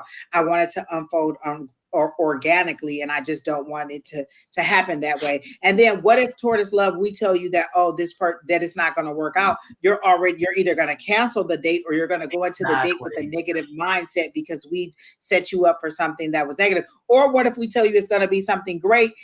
Either way it goes, you're going to have a preconceived notion of what it is based on information that we gave you, where if you just go in and allow it to happen, it'll be more natural and it'll be the way that it's supposed to be without you kind of manipulating it because you know information that they didn't know. Yeah, and if you go in with an attitude of not knowing that you're going to have a certain outcome, then you may seem arrogant or you come off a little bit whatever, which totally changes your dynamic, and therefore they don't like that because the person they would have liked was the person who was fresh and new. So again, don't deprive So yourself. this part there, okay, so Tortoise Love is saying it's not a date, we just said friends. Could I have a specific reading on a person I'm going to meet up with this weekend for the first time? How's it going to be? If I'm just meeting up with somebody for friends, I'm not trying to figure out what it's going to be. Maybe you like this person a little bit more than you want to admit, and you want to know if they're going to like you too. That's what you want to know. And you're saying, oh, we agree that it's friends, but you're hoping that it's going to be something else, because I get a little bit more desire on your side, and you're wanting to know if it's going to be reciprocated. Yep. Don't shortcut it. Don't shortcut it, please. Exactly. So just enjoy it and let it be what it is. But who's next? Who do we have next? Yeah, that was a yep. Yeah, you want to know if this person is going to reciprocate. Hmm. I'm not. Um. Oh, I don't know who that is. How about Catherine Kirk? Catherine, are you still here? Okay. All right. I like that. Yeah, there's something about that. There's something about her and that name. I hope she is here, because I heard the day is coming, or the date is coming. Like, I feel like you're waiting on a judgment or an outcome, and they're saying the decision is coming. Like, they're showing me the judgment. I literally hear judgment. So I don't know if it's a court case or some kind of decision that you're waiting on, or some kind of results that you're waiting on. But I heard the day is coming, and it was in that deep, ominous voice, like the date is coming. So to let you know it's coming, you've been waiting on it. Whatever information that you're wanting for it to come is coming. And then it's being spoon fed to me, spoon fed, like you're being fed the information that you need. So I feel like you already know, or you've already received some kind of insight, and you're just waiting on the official announcement, because you already know what it's going to be. Because if you're being spoon fed, that means you're being provided the information that you need. So I think whatever the decision is, or whatever the outcome is that you're waiting on, is going to be good, and you already know that it is going to be that way, because you've received some inside information. Because they're showing me Martha Stewart and her insider trading thing. So you receive some insider information that is going to help you, or that you already know what the results are, and you just have to be patient and wait for the official announcement. Is how I got it for Catherine. Catherine, for you, I get the feeling like you're still trying to get over somebody. You lost somebody this year, and they are wearing on you, and you're trying to put it in perspective. It was a younger person too, and I don't know who it was and how they related to you, but it seems like I don't. It's like I don't know, but again, you lost them, and you can't help. They often come back, and they fled back, and you've tried to put it in perspective and to celebrate the life, but it's very difficult still. Does that resonate with you? Is there somebody, again, I'm getting somebody passed earlier this year, and it's a younger person. It's not an old person. This is a younger person. When I say younger, I'm 60, so it's younger than me. Younger, so we're talking maybe 30s, 40s. I don't think You're 60. Don't say that. I don't even believe it. Lord have mercy. Look at this. I blame this on my kids. You don't bleach it like that, Don. That's not bleach. You didn't bleach that. No. No. Anyway, yeah, I just get this feeling of this rushing back from time to time of this loss and this person, and again, start putting in perspective to celebrate the life, not missing the loss. Okay. Not this last couple of years. No. Okay. For some reason, wow. No, I got like mid-year a loss. Wow. Okay. Yeah. It's a man. It's a male. Again, male in the 30s and 40s, maybe late 20s at earliest. I mean, yeah. And then could it be the ending of a relationship? I don't know. He seemed like a Bubba type. He was a little chunky. It's like, when I saw the face, I was kind of looking in the mirror when I was younger. So I saw like a beard, like a reddish brown beard. But I didn't have the hat on. He wore a baseball type cap, but it's like fishing or something. I don't know, hunting. I just kind of, that's the image I was seeing of this person. Who knows? Maybe after we get off the air, you'll think of somebody who triggers that you lost. I just, again, mid-year is what I'm getting. And so apparently it didn't, because you can't even think of them and remember them. So they must not be coming back, but in your mind. Anyway, She said her last loss was 2020. Okay, well, I mean, it could be that their energy could be kind of still fresh for us. yeah. No, and that could be Catherine, but send us a message or follow up with us next time if indeed something resonates and all of a sudden you remember somebody who has passed this year that was connected with you. Yeah, yeah. Damn. I'm getting a car. I'm getting a car, a Mustang. I don't know if he drove a Mustang, a Shelby Mustang, a Shelby Cobra Mustang.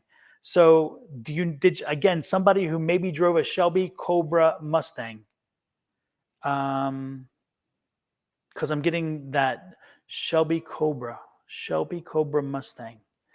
Anyway, I'll leave it at that because it's not resonating. But wow, a lot of energy around that. So, alrighty then. Sorry, Catherine. Let me see. Let me do the cards and see if I find something else for you that isn't attached to an energy. My boyfriend took his life in 2018. That is who it was because of the car. Okay. He had a Shelby Cobra.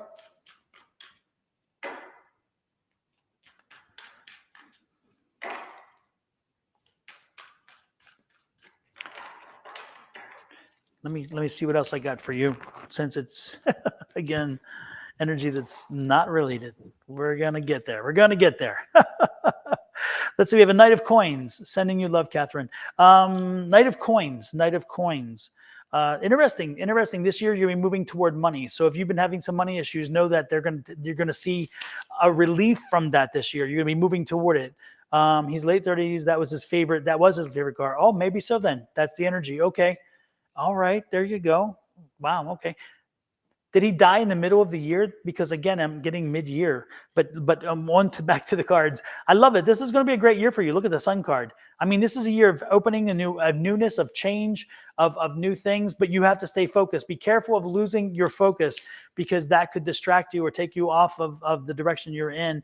And if you're not in a relationship, guess what? You will be, because I'm seeing this Two of Cups, and that Two of Cups is usually, it can be many things, but in this case, I'm going with a relationship situation, a connection between somebody. So if you're in a relationship, it's going to get tighter this year. If you're not in one, you will find one this year. Again, so relationship is it. He shot himself in April 2018 in our bedroom. Oh, okay. Well, that would that's about the time of year. Yeah, I still live in his house. So his energy is there around you often, I'm certain then. And maybe that's why I'm getting that energy about him, because you're there. Wow, that's interesting. Wow, okay. And then we have the Ace of Wands. Okay, Ace of Wands. So again, this is a year one for you. This is a recycled year one for you. I don't know your age, but and that's what that Ace is saying. This is like a year one for you. This is a starter year. So again, this should be a sunny year, a new beginnings year. So I would take risks this year. If you're going to do if you're planning on doing something, if you've been planning on doing something, this is the year to do it. If you're planning on starting something new, do it. If you're starting to do business, this is that starting year. This is a number one year. So again, it's that birth year. It's a year of birth, a year of creation, a year of opportunity, a year of excitement, a year to just do whatever you want to do and think you can do. Make it start this year. I just feel this is a creation year for you. So make sure that you open up this year to be that year. Okay. Yeah, because 7/7, we're on life cycles of 7, and 7/7s are 49. So you're in the 50 year. You're in the number one year. Damn, because she's 50, right? 7/7's 49. So this is the 1 year. Again, the cards don't lie. This is your number 1 year. And so again, number one is the 50. So again, do that number 1 year. Use that number 1 year. Okay. Make sure that you make this an amazing year for you, because this is the start of the cycle of 7. So this is the starter year. This is the year where you create, you make the year, set your tempo for the remainder of the 7. What you do this year has an impact for the next 6. So again, make it amazing, make it happen, make it shine, start something new, make excitement happen, because it will carry you through the next 6 years, a 7-year cycle. Holy crap. It's amazing when the cards come through, right? Let's see, who next? Do you have anything more to add, Angie, or? I don't. And I didn't have anything else for Catherine, but for Alexa and because I think she said her house burned Oh, down. did she? I Oh my had gosh. something for her, and then there was a cold person, Deanna Powell. Don't leave. I wanted to do you for your career and finances, but Alexa Ann, I wanted to do her, because she was saying, "What do you see coming for her?" Because everything, she lost everything, Oh, geez. and the way that they show it to me is that because you got the Tower card, and this was that sudden upheaval you needed. Are you it seems to be like a lot of change that's going on in your life very rapidly. When I got the first card that came out was the Two of Cups, but when I saw them, these people were pulling apart and walking away. So I don't know if you're ending a relationship or you're thinking about ending a relationship, but they showed me the two people walking away, or you're walking away from some kind of personal relationship or something. So I do see you walking away from something, and then I got the Tower card, and I feel like that's that sudden upheaval. That's what gives you that break. Like they told me there's a lot of negative energy there, or there was a lot of um sad energy, and this is kind of like just getting rid of everything and allowing you to get everything fresh and new.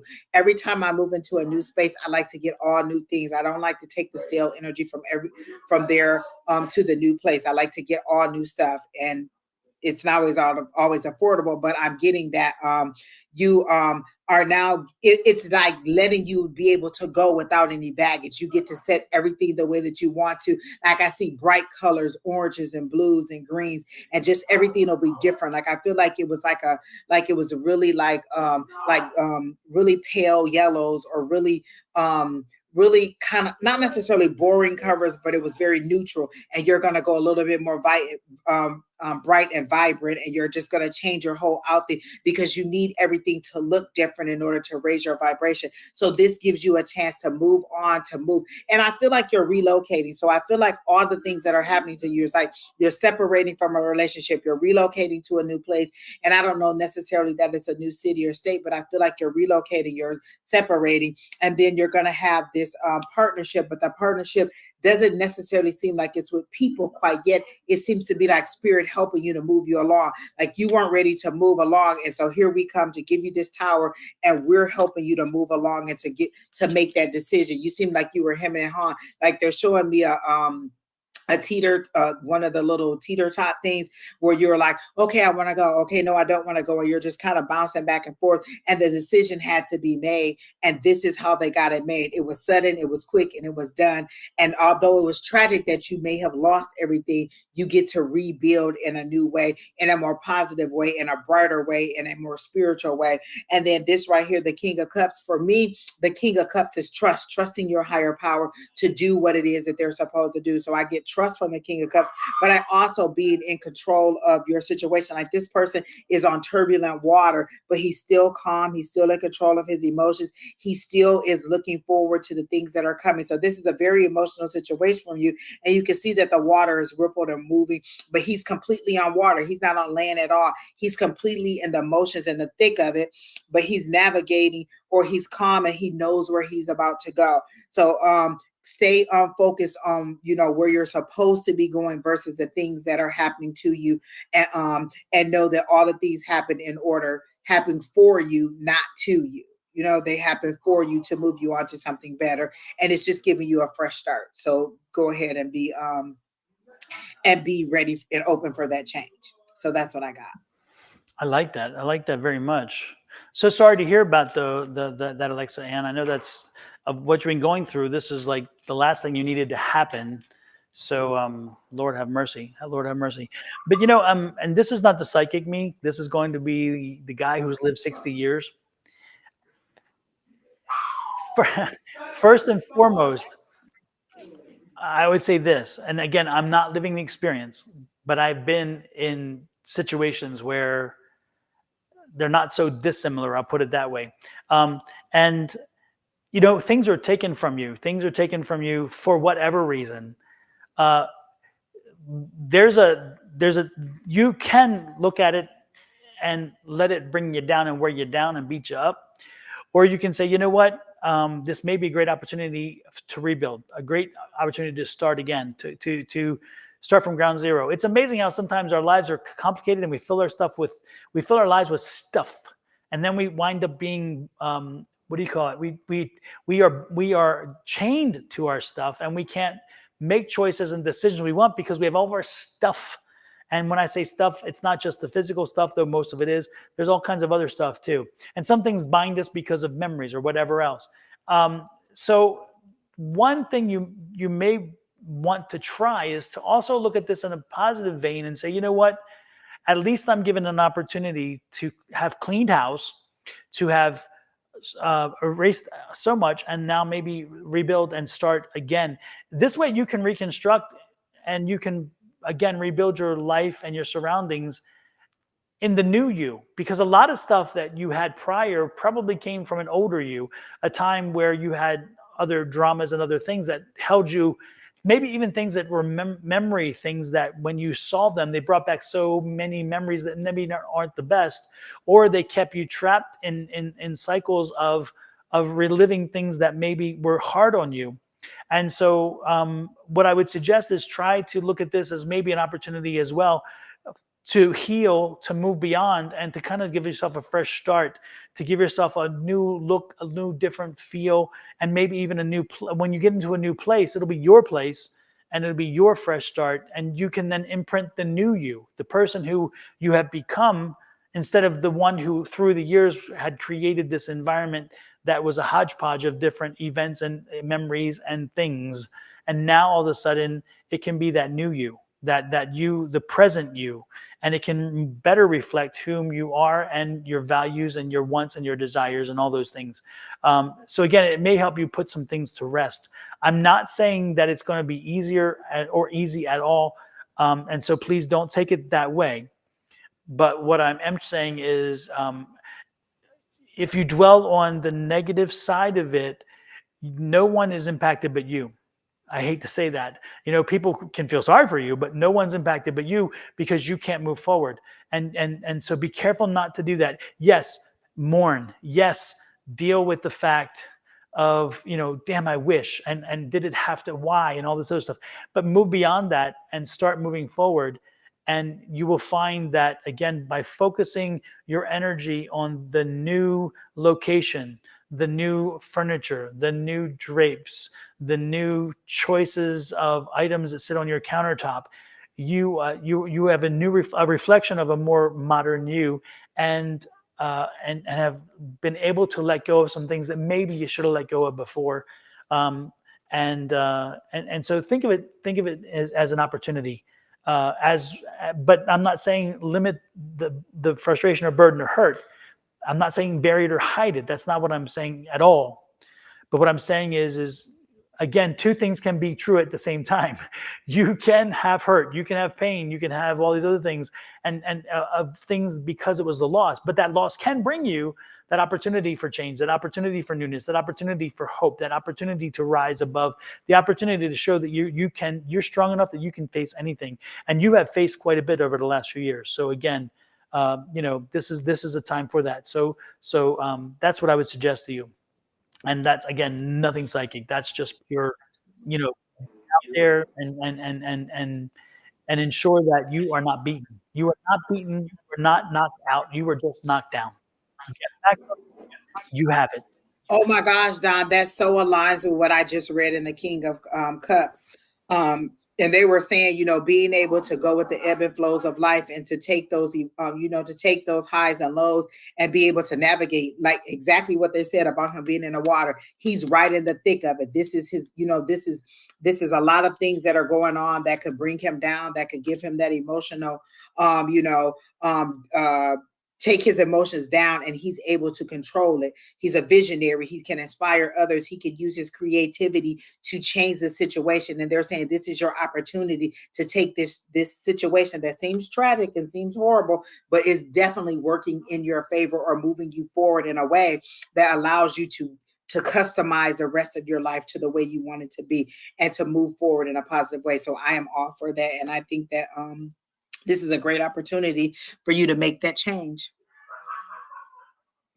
And it's an example of how we tell people, if you don't make that change and you don't do what you're supposed to do, they'll come in and make it for you. So I feel like you were hemming and hawing about whether you wanted to move or what you wanted to do. And they're like, okay, this was a very sad way to do Yeah. it. But again, it's the change that you needed, and it gives you a new focus. And now you're ready to rebuild with the tenacity of succeeding. Like, okay, I lost everything, but now I get to rebuild. I get to start all over. And you get to receive. I feel like you give a lot too, and now you get to receive. You're going to get a little bit of charity from people having to give to you. And you seem a little bit, like, oh, no, that's okay. I'll be fine. And people are like, no, trying to give to you. And you're not really understanding how to receive. And so this is also a lesson in you learning how to receive from the universe. And the universe isn't going to just drop a pallet of things down. They're going to use people to give those things to you. And they're saying, learn how to be received. Find gratefulness in receiving. This is a situation where you're in need and people are giving to you. Receive, because those things are coming from the universe. These people were prompted to help you for whatever reason, and allow them to help you. So don't always be a giver. Learn to receive. This is your season for receiving. So things will work out fine for you and you'll move forward. But I do feel like you're going to relocate to somewhere different and you'll thrive, because it'll be a whole new attitude. Sometimes you just need to shake it all off. Like, this Angie is totally different from the Angie that was in Michigan. This Angie is, just does a lot more things than she would have done in Michigan.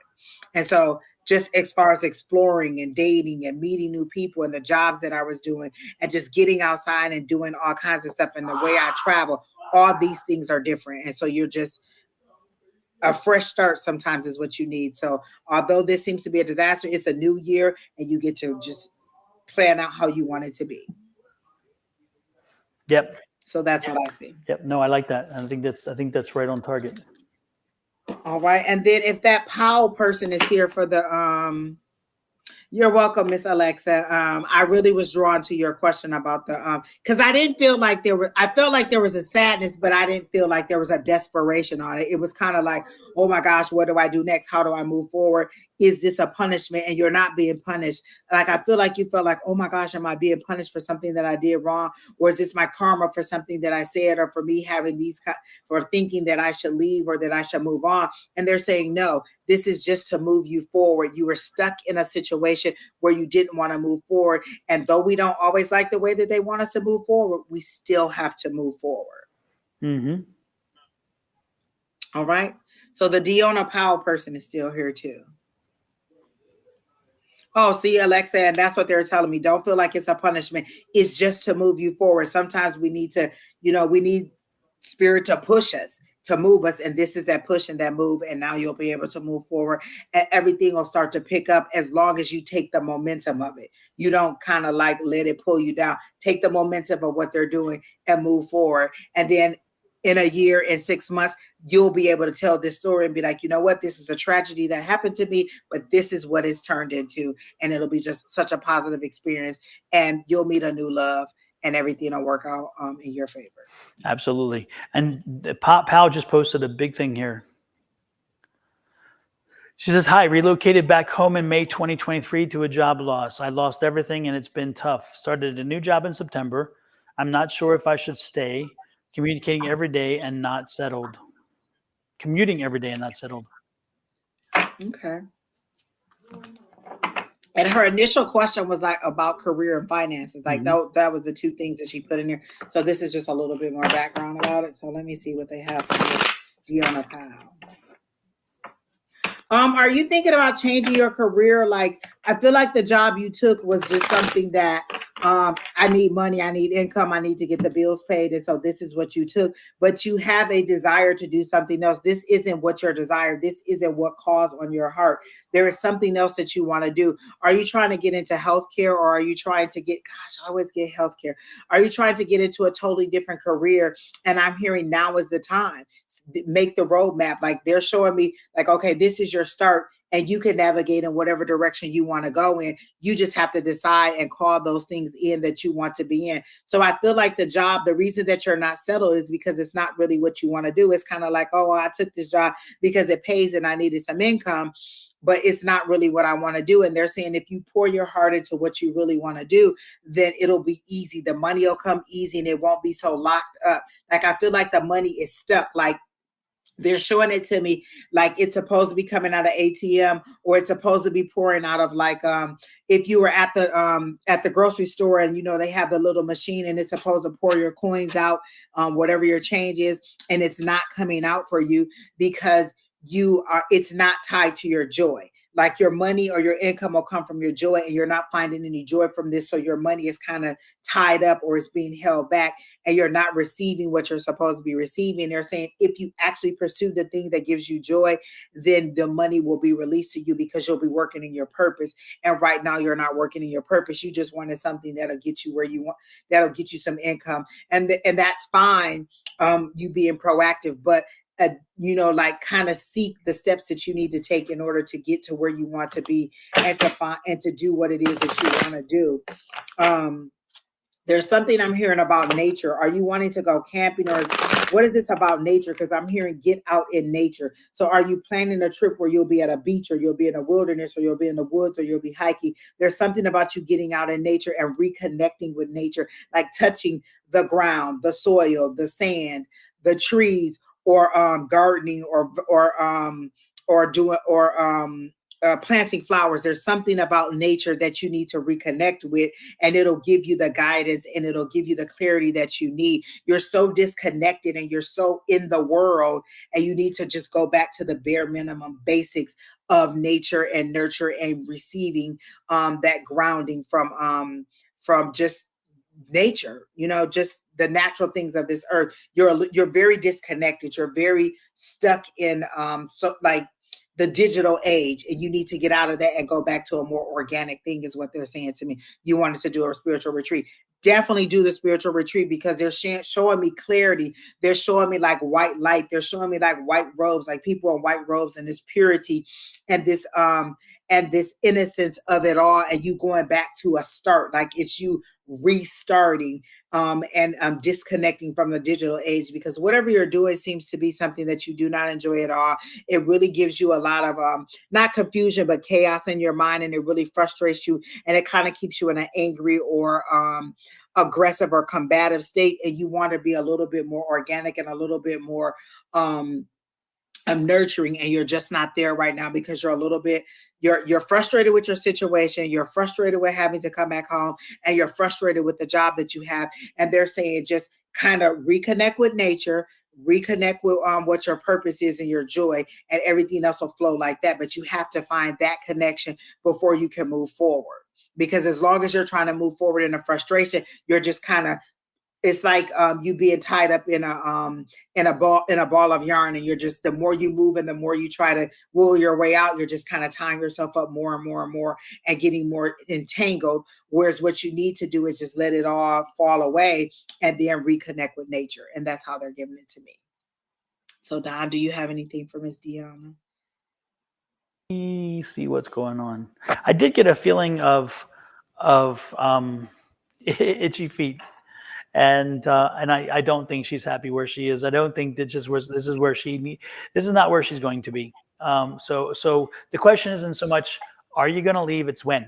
It's not so much yes, it's are, but is it yes when? So and what that comes down to for me would be spirit asking you to look into yourself and make the plan, get your schedules, get working on the plan for an exit strategy. Okay, make sure that you're looking to that, because again, you will go, and eventually, even if you stick around, that tower card that Angie said will pop back out for you as it does for other people. The 2x4 will come across your head in the spiritual way, and you will be sent packing. So again, you're not on your path. You have not been on your path for quite some time. So I would be looking for that. I would be looking for that and seeing if you could, if you can plan your way out the door. But you will get out the door one way or the other. So I say start planning now so that you can make the transition yourself before spirit transitions you out. And that's what I'm saying. Shauna, one of our the person that's going to be on live with Don in the morning, has a astro soul journal that she's put out for 2024. There is digital right now. She's going to do a paper version of it, but she has a digital version of it. I really feel like you would benefit from it, because she has so many prompts in there for you to answer questions and kind of to map out your way to how you would like to move forward. And so it also gives you the astrology of how things are moving in the atmosphere. And I really feel like you should look into finding her astral soul journal, and buy it. This is it right here. And it's really, really like it's like she has prompts and that'll say, well, what are your goals, or what do you want to accomplish? And this is how you can take advantage of the transits that are happening this month, and what crystals will help you, and what new moon and Mercury and sun and all these things. And these are all like, what are your long-term goals? How can you cultivate this? What discipline you have? Like, these are all questions that we don't think to answer ourselves. And she's put a lot of time into this to help you to find ways to ask yourself these questions. How can you use this energy each month to help move yourself forward? And I think this journal will really, really help you. And then it's like, it goes by the week. It shows you, okay, what are my goals for this week? What are my notes? What worked for me? What didn't work for me? How can I, like at the end of the month, what are my reflections? Like, it's really, really a powerful tool if you allow it to work for you. And if not this one, then my niece also bought me the law of attraction journal, and it's kind of along the same lines. They give you prompts like, this is how you map out your year, this is how you reflect, this is how you plan it week by week. Like, sometimes we want to see the whole year, like what's going to happen for 2024. I never really look into those. I want to take it a little bit at a time. Like, what are the first 3 months going to be like? What is the first month going to be like? For one, I'm not going to remember everything you told me for 2024. And then for two, like, it's easier if we do it in little bitty chunks. Like, okay, what am I going to do for January? Okay, January, I need to get settled in. I need to find, my grounding. I need to get myself back on track mentally. Maybe I need to meditate. Maybe I need to walk out. Like, if you can't get to the retreat immediately, you can at least get outside in nature. You can go and put your feet in some water outside when it rains. You can walk barefoot. So many people that I've been listening to have been talking about walking outside barefoot and just touching the ground, touching the grass, touching the soil, and just reconnecting with nature like that. They were like, you don't understand the vibration of what's under the earth and how it connects you to the core of the earth, and how much you can just reconnect. That's why I love to go outside in the sunshine. I love that sun coming down on me and just feeding me and giving me those vitamins and nutrients and the energy that I need. And so you just need to reconnect in smaller doses and find your way back to it. Maybe take a salt bath. Maybe just soak your feet in a salt bath. Maybe get some crystals that'll raise your energy and take away some of those negative things, like protective stones like black obsidian, tiger's eye, and then get things for clarity like amethyst and quartz and things like that, that'll help you to attract positive things, or to give you the clarity that you need. So there's all different things that you can do to help raise your vibration and just get you kind of out of that funk, because I know what it's like to have to move back home with family. You feel like, what did I do to deserve this? Or how did I get here? Or is this a punishment? Or how do I get myself off? You're so focused on getting out of it, you don't enjoy the rest of it, like the rest and the respite that it's giving you. And then you're so motivated to get out, you don't plan properly. And so this is a time that'll give you a little bit of breather to plan. So look into getting one of those journals, and hopefully it'll help you to move forward. Oh, you love crystals? Okay, good, good, good. And I'm not a person who like can carry my crystals around like they're always falling out of my pocket or my bra or something like that. So I'm really a bracelet type person. So I have a bracelet that is like black obsidian, and it's the tiger's eye, and then one of the other ones that I had, and it's the crystals that I need. So it absorbs, it protects, and it also gives me a little bit of clarity and grounding back to the earth. So find something like that you can carry with you all the time. Don't feel punished. That is the one thing they're saying, is don't feel punished. You're not being punished. You're being allowed to regroup. We're so used to moving all the time that we don't like rest. Even with my days off, I'm like, well, what am I supposed to do? Just lay here? I should be productive. But for me, that comes from religion. My pastor used to always say, idle hands are the devil's workshop. So I always needed to be busy for the kingdom. And sometimes you just need to rest in order to regroup. How can you receive if you have chaos going in and all the time? You're always thinking, your mind is always moving. You never settle yourself down.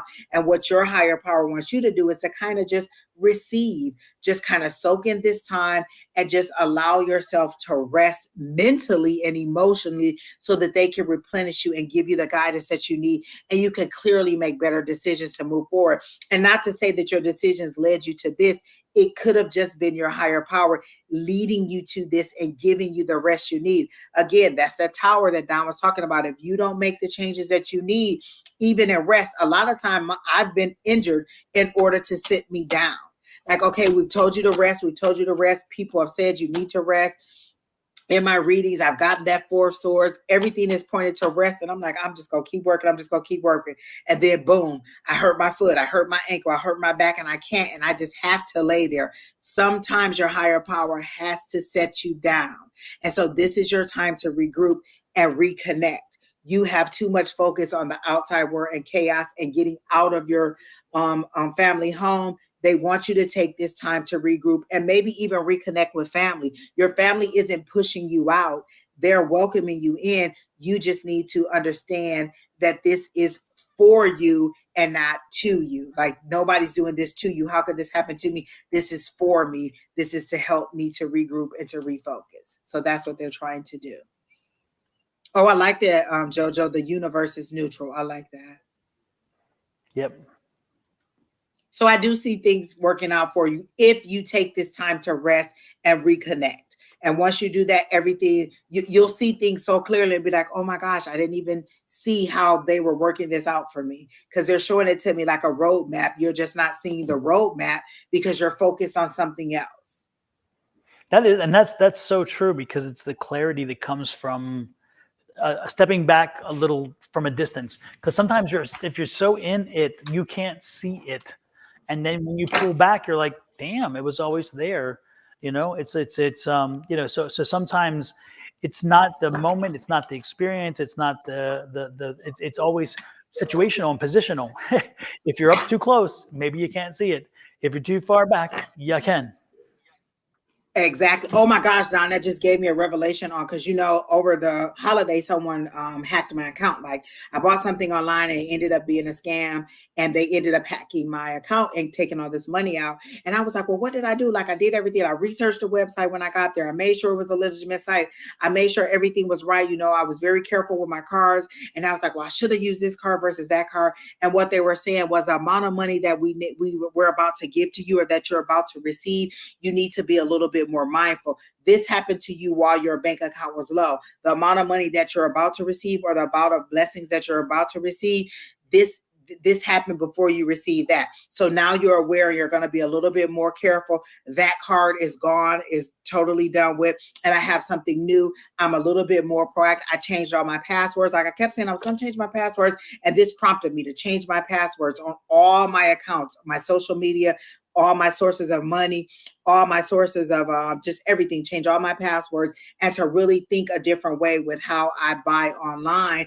And so now they're saying, okay, you have all this money that is coming in. This seemed like it was a horrible situation. You're going to recover all your money. We just needed you to be a little bit more mindful, and we needed you to be a little bit more proactive. So we had to sting. This had to sting, and it had to hurt in order to get you to make those changes. But all those things that you said you were going to do for months, you finally did them, in the fear of losing more money, or them having more information to you than you needed. Everything's fine, but we needed you to move. And so this is how it had to hurt. And so seeing it from a different perspective as, why did this happen to me? To wait, they're preparing me for what's to come. I'm about to get this, so I need to be a little bit more active, and I needed to do this. And now that I've done this, I can go ahead and receive. So see it in that way, in that light. You're about to receive, and they needed you to be grounded in order for you to receive the information and make, sound decisions based on your higher power and your higher level of knowledge than emotions or fear or your circumstances. A lot of time we make decisions based on our circumstances. We take jobs that we know we don't want, and we continue to look for another job, or we stay in relationships because it's comfortable and we're not happy about it. So this is just to get you to move forward and see things in a different light, or to move from your higher power and not from your emotional self. So everything is going to work out for you. You just need to reconnect. And however you need to do that, take small steps. Again, salt bath, or just soaking your feet in the salt water, walking outside barefoot, touching the trees, walking in nature, being outside in the rain, if it's snow where you at, making a snowman, making whatever you have to do, just getting out in nature and touching the things that are natural and getting out of that digital world. Yeah. Because I feel like you're stuck in the digital world right now. Super. Next, All right, so that's all I have for this. let's do Marcy Whitwell Okay. Kavanaugh. That name just kind of called Oh, me. she's been in here a while too. Oh, has she? Marcy, are you still here? Thank you, Deanna, for popping in, by the way. We appreciate that. It was very nice much. meeting you. Like, share, comment, and subscribe. Let everybody else know that we're here. Stephanie, oh, it is good to see you. That name sounds familiar. I think the O stands for, oh my God, another love reading. Stephanie. As soon as I read the question, I was like, absolutely not. I'm not doing any love readings, Stephanie. But Marcy, are you still here? Marcy, are you still here? Pam is laughing. She says, I understood what being sat down. Listen, Pam, listen. Me and what is her name from she comes to Monday night class. She's the one who's in Alaska. What's her name? Wendy. Me and Miss Wendy. We always feel like when Spirit wants us to sit down and we're not listening, they injure us. Like something always happens. Even if it's just a little, I stub my toe, sit down. And so I've learned to be like, okay, they want me to rest. I'm gonna rest a little I know bit. Wendy's like the healthiest person, and all of a sudden she comes in with a broken leg, and then she has a back issue. It's like how she's active and she's out and she's doing stuff. Oh my gosh, you would never think that Wendy is in her 70s because she's so active. Is she in her 70s or 60s? I ain't telling no either way. I think she's but you would never expect it because she's out horseback riding and walking and just so active. And when Spirit says sit down, you have to learn to sit down. Yes, indeed. I don't know if Marcy's here. She hasn't responded. Oh, so maybe she left. Shall we choose someone? Because she really wanted a reading. Oh well. Natalie's here. Natalie, where? And Holy Grace. Holly. I thought that said Holy. Holly Grace. Hey, Holy Grace. Oh my gosh. Holy moly double top. Holly, are you still here? I like that, Holly Grace. I like that. My niece is Holly Dana. Where they got Dana, I don't know. Because it's not one of my favorites. But Holly's nice. But you know where Holly came from? A carburetor. Yes, my brother-in-law loves cars and he builds cars, rebuilds cars. And there's a Holly carburetor, apparently, and that's where it came from. I thought it was going to have to do something with holly, like the holly. Isn't there some kind of decoration Christmas or holly. a tree or a plant or something? Holly. See, that's what I thought you were going to say. I did not. Yes. Not a carburetor, Lord. I'm almost certain it's a carburetor. It's a holly something or other. Yes, JoJo, Holy Spirit. I don't think Holly's here. Lord have mercy. Okay, folks, if you want to read, you got to stick around. How about you, JoJo? You know, we haven't read for you in a while. Why don't we give JoJo a read? Oh, okay. Lovely. New year, new reading for JoJo. And JoJo, I saw the thing. I saw the thing with the image of the shadow of your daughter in the hospital bed and the 6 years. It's amazing how, thank goodness, 6 years has brought about such a positive change in that situation. I see you in like a sparkly dress. And I'm hearing you need to get out. Like they're telling me, kick up your heels. You need to get out and party and celebrate and just have a good time. They're showing me you like out having drinks, maybe a happy hour. You're a little bit you're stuck at home too much. You're too much in mommy mode, and you need to get out and have a little bit of fun. Is the first thing they're showing me. But they show me you really dressed up in like a really pretty dress, and you like having a champagne glass. So I don't know if somebody's getting married or you're going to attend some kind of party, but they're showing me you out celebrating and having a good time and having drinks and eating and laughing and having a good time. So that's the first thing that they show me. And then they're showing me like I don't know if you're expanding your business or what kind of work you're doing, but like it's like you're handing somebody something and then they're handing you money. So there's an exchange of services being coming through, and so it's going to be additional money or an increase of money. But I see like you're handing somebody something and then they're handing you money. So there's either going to be a change in the work that you do or an increase, or you're going to expand in some way, but there's going to be more money coming in. But it does seem like it's going to be an exchange for your services. Like you're going to be doing something and then they're going to pay you for. So whatever it is, this new opportunity that, and I did hear the words new opportunity because they're showing me the Ace of Cups. And so and it's the cups running over. That's what they want me to, that's the thing that they're showing me, the cups running over. So this is you receiving from your higher power. So it's like you giving something and receiving back. So it's a service. Oh, getting my new business. Oh, okay, then that's good, because that's how they're showing it to me. You give it out, and if you're worried about it, they're saying don't worry. It is going to be successful. You seem to know what it is you're doing. You seem to have done a lot of research with it.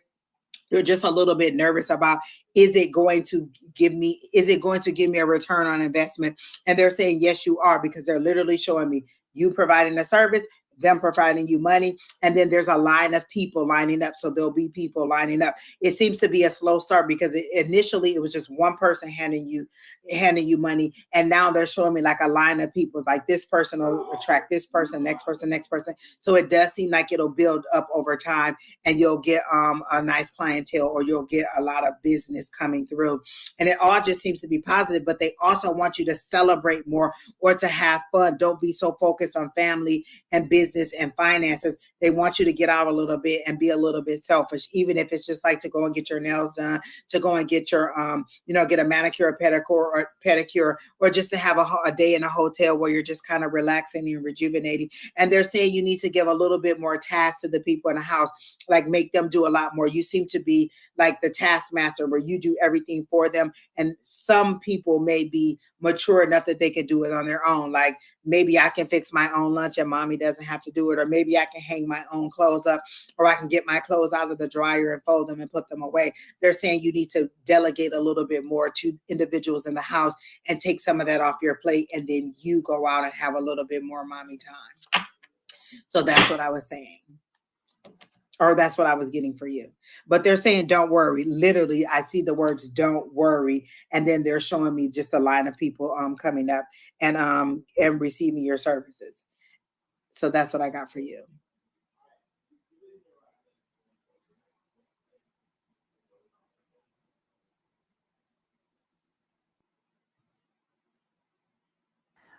Jojo.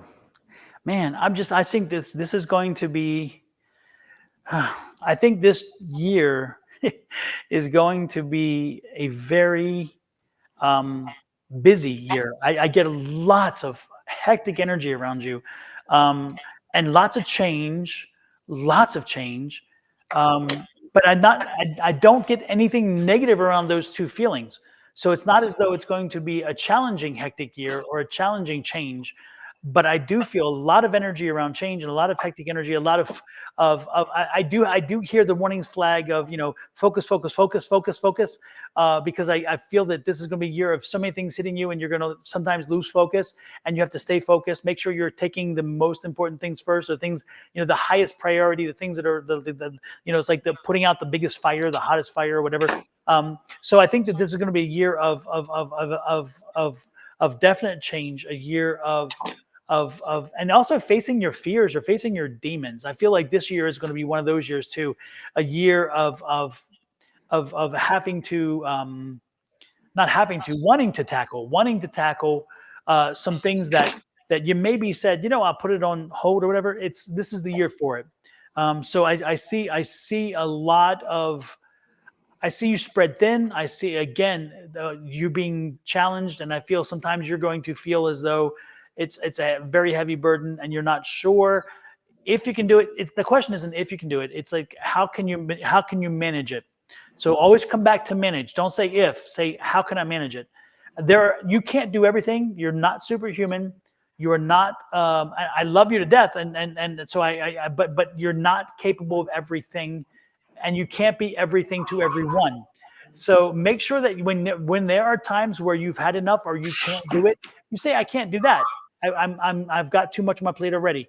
Or you say, you know what, that's an issue that I'll take on down the road, or whatever else. So what I need you to do is be strong enough to say when it's enough, that it's enough. I need you to push through, to keep push through, and make sure that you keep taking things on as you can to get them resolved.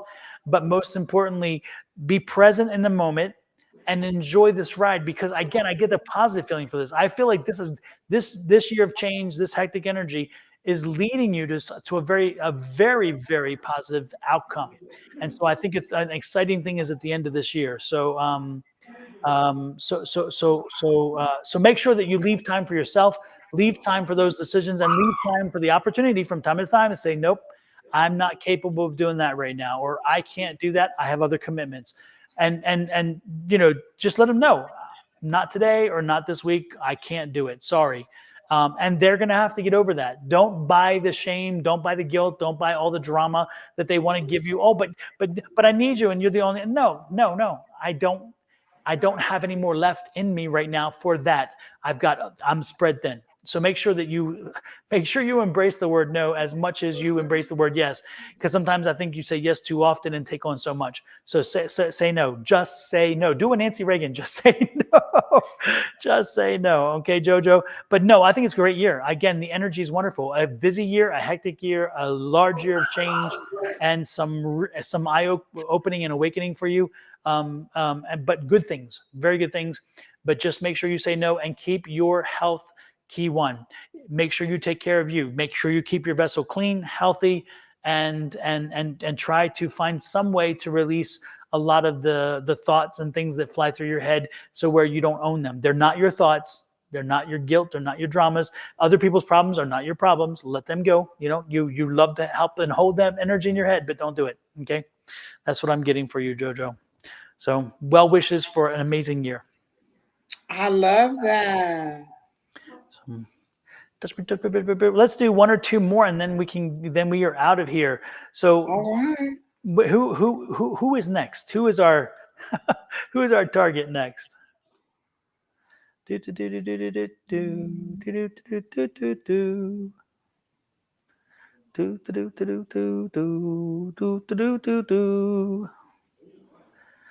Creature of the night. Creature of the night. Is it Diana? I don't even know what that is. There's somebody on Twitch. It looks like Diana. Something. Diana, are you still here? Or Brittany Kittle? Brittany or Diana? Oh, I see Diana Nana Jana Da. That one? That's a long one. Diana Nana Na Diane. Wow, that is long. Are either of you here? Brittany. Brittany's here. Brittany's here. Brittany, do you have any specific question you're looking for? Or you just want us to give you a general? What's the story, Brittany? Tell us. Anna Ivy, is there a future together with me and John? Anna, live life and find out. And that's why I skipped that one. No love questions. I skipped enjoy right over. Enjoy it, Anna. Hey, True Me, nice to see you. Happy New Year. Hello, so Brittany Kendall is here. And Shannon Brown, nice to see you. And Brenda Costner, nice to see you, Brenda. Nice to see you. Wow. Happy New Year. So what you got for Brittany? What you got for Brittany? Let me see what Brittany. Brittany says whatever I need to hear would be great. If I could hear from my pap or brother-in-law, that would be great too.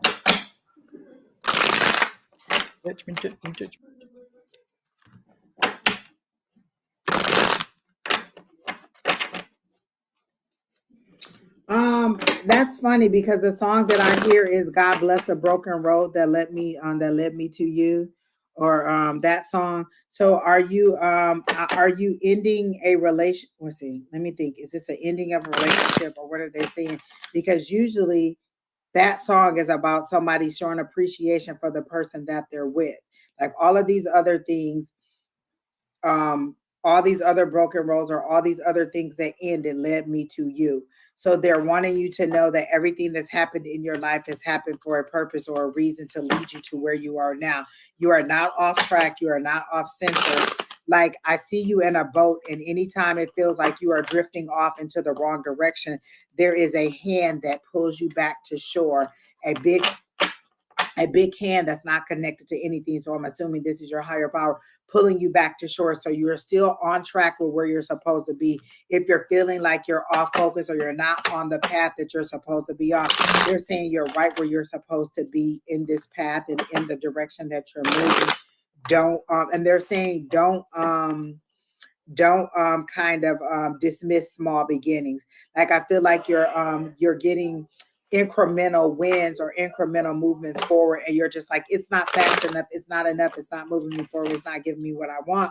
But they're showing me that it's what you need in order to gather the information that you need to move you to where you're trying to get to. And so they want you to stay focused on moving forward and being connected to your higher power and not listening to so many things outside of you. Like I feel like you ask a whole bunch of people, what do you think I should do about this? And what do you think I should do about that?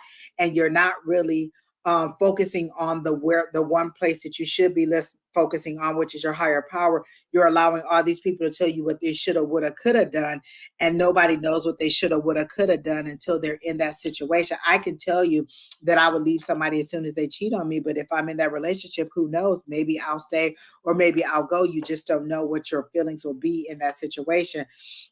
And so what they're telling me is you need to focus on what is necessary and appropriate for you in this situation, not what's necessary and appropriate for somebody else who's not in the situation, who is not purposed for this situation. So you need to definitely renew your focus and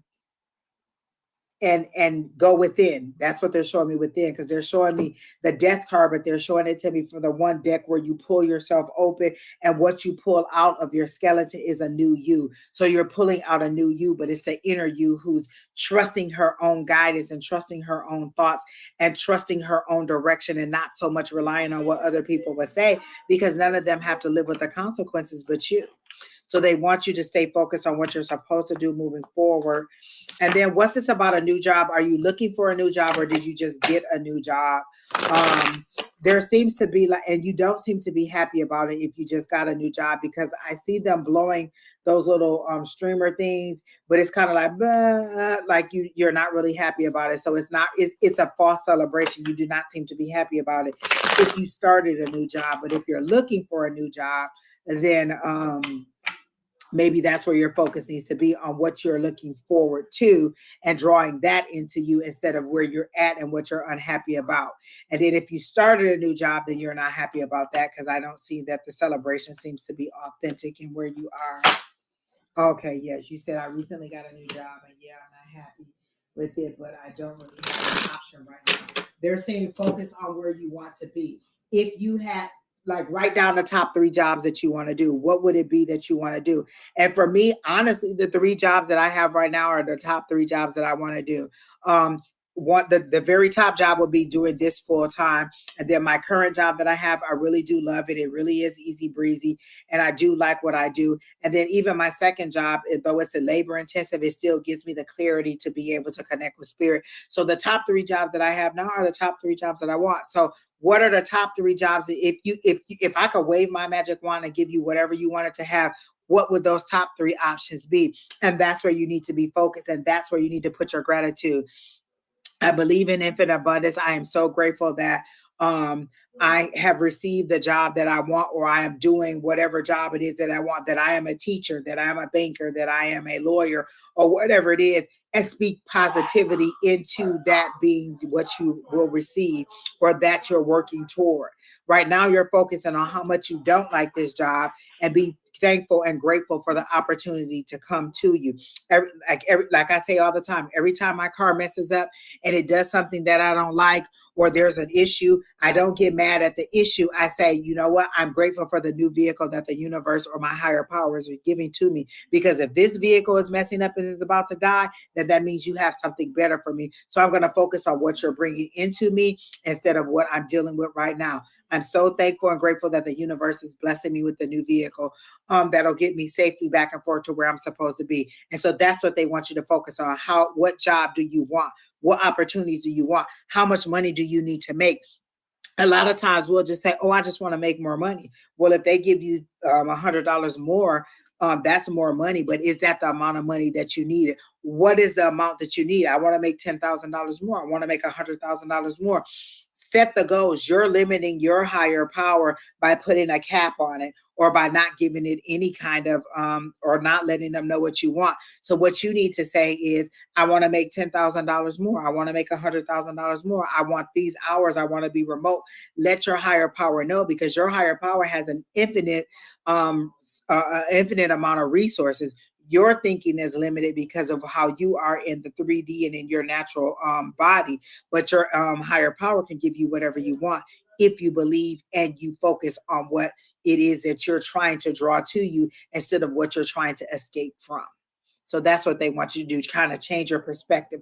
Like they literally show me you looking to the left and they want you to look center. If you look center, then it'll guide you along where you want to be. You won't veer off anyway. And you seem to be veering off and not focusing on where you need to be. And that's what they want you to do. Change your perspective, focus on where you're supposed to be or where you want to be versus where you are and where you're not want to be, because that's where all your attention is going. And that's what you're drawing in, more of what you don't want. Focus on what you do want. So that's what I got for you. Hmm. Okay. Oh, I like that. She says, "You honestly just opened my eyes. I know exactly what you're talking about." I really don't have anything more to add than that. I think that I was picking up a whole lot of what Angie was. That energy was there. I think Angie's like spot on, and not only that, but I think Angie. In trying to get things clear, is it was kind enough to not tell you how strong the energy is right now for you, and how it is time for you to do something. So it's like, there's just a you have a lot of people on the other side who are pulling for you, who are helping you and guiding you and pushing you through. And that's the energy we're getting, again, is from the other side. They are there supporting you. They are there trying to push you forward. So yeah, listen to what Angie said, but know that it's a very strong message we're getting. We're not getting like we had to go looking for it. No, this was not. This was like we are being inundated with this message. So the people on the other side who are looking out for you are sending you a very clear message by sending it to us and saying, hey, you both need to hear this, not just one of us. So, and usually, when Angie and I read, she reads, and then I get something maybe a little different or whatever, but it's the same. But no, this is in sync. This message was meant. This message came through very loud and clear to us both at the same time. So again, the folks on the other side, they are very much in your corner, and you have a lot of support. So do not take lightly what Angie said, because this needs to be acted on. Did she ask about her brother? Because I feel like her brother was her protector. I don't know if he was older and he was her older brother, so he was her protective big brother, or if he was her younger brother, but he protected her like an older brother. Like, I feel like you missed that protection, or you feel like you missed that having somebody to look back and know that they're in your corner. And what he's saying is, I'm still always in your corner. I never left you. Like, I'm getting extremely emotional and trying to hold back the tears. And I feel like you're emotional, but I feel like your brother or whoever this person is always there in your corner, is always walking behind you, is always protecting you. Like, if there's a banana peel, he's sweeping it out of the way so you don't have that, and you're just kind of losing your focus in your sadness. And your brother-in-law of 11 years, is this brother-in-law passed on? Because this is somebody who was in your corner, who is protecting you, who is there for you, and they want you to know, I'm still there. I'm always there in your corner. I'm always there protecting you. You can communicate with me anytime you want. What is this? There's some dessert, something with bananas. Is there a banana split or an ice cream that you two used to eat? Because they're showing me something that you used to eat, and it's bananas. Did you used to eat a banana split or some kind of ice cream dish? They're showing me you eating this ice cream dish. But it's interesting, as he's showing you that imagery, he's also telling me that he didn't he Oh, banana pudding. Okay, yes. Okay.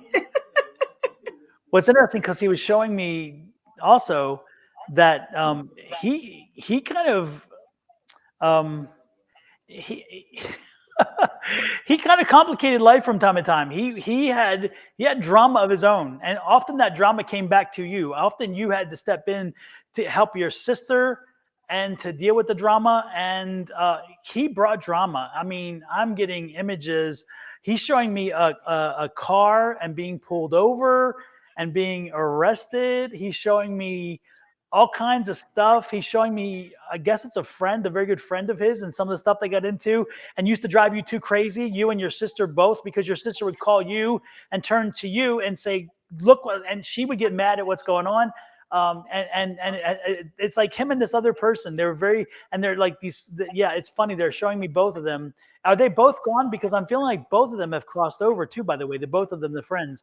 But I don't Don, I feel like he's also very Knight of Swords. Like he just comes rushing in. He doesn't even think about it. What, we got action? Oh, let's do it. Yes. Like he's the guns. He's definitely the hammer. He comes in. He's the muscle, and he doesn't even think. He just does it. And to hell with the consequences. We'll deal with it later. Yes. And she's the consequences. She's the later that's cleaning it. Yeah. And again, her sister would come to her, and it's like she'd have to, be there with the sister and just like, work, like, it's going to be okay. She was like the strength for her sister from time to time is what I'm getting. So I don't know if this is resonating with you, but it's definitely coming through me. Oh my gosh. He seems fun though. Like he's funny and joyous and upbeat, but he just flies off the handle. Like, listen, everybody can get it. Is how he is. She said they're both gone. Yeah, no, they're not. Oh no, they're not both gone. So the other friend apparently is there. It's like I thought it was a cousin or something. It's like he and this cousin would go out and do stuff together. It's like I was getting cousin energy from him, his cousin, or was it your cousin? I don't know. It's interesting. But Lord, but now looking back, it isn't as dramatic because now it's like just interesting stories to tell. Yes. Interesting. So it's your cousin. Okay, yes. Yes. But you loved him no matter what. Yeah, he had his flaws and he was not perfect, but you guys loved him and you loved the children. I'm getting children that were produced from him and his relationship. And when you see those kids, you see him and those kids. I think it's wonderful. So wow, interesting. Yeah, he's pulling for you. He's always there for you. Know that as much as you were there for him, he is there for you as well as your father on the other side, as you already know. Yeah, it's interesting. All righty then. Shall we do one more or are we done? You're muted. I'm sorry. We could do another person. I was trying to find that person that was on my YouTube putting all that crap in there. I was trying to remember. Oh, the religious dude thing? But yes, I'm ready to do another one. I like that one. That was really nice, Brittany. And you were so patient. Did we call Shannon Brown and she came back? This is the dude, right? Yeah. Yeah, I'm taking care of him. Oh my God. Lord help the child. Lord knows folks tend to think that theirs is the only answer. For some reason, it's not. There you go. Okay, there we go. All right, it's gone. Let's see. Shall we choose one more? How about Quelly May? Quelly May. Have we read for her before? That seems new. That name seems. I've never heard. I don't know. Yeah, interesting. Quelly May. Quelly. Quelly, are you having man problems? I'm getting whole kinds of man drama, man energy issues. Are you looking for a man, or has one walked away, or is there's again? I'm getting some man problems. Oh, geez. And it's an interesting time of year for it too, because it's been a long holiday season. So I don't know what's going on, Quelly May, with that. Does that resonate with you? Before I go off on the deep end here.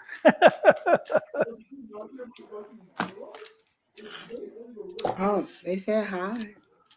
One walked away. We are taking a breath. Yeah, there you go. Yeah.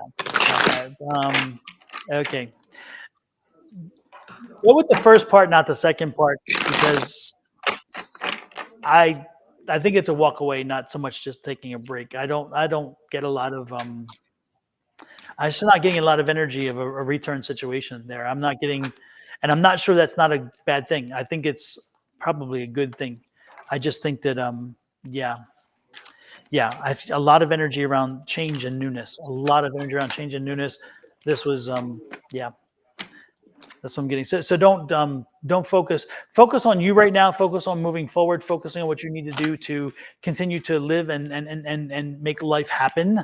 Don't get tied down and don't get mired down in the hurt and anger and frustration. All those things. Just move. Just keep moving on and living. Keep living your life. And that's for lack of a better way to put it. What you got, Angie?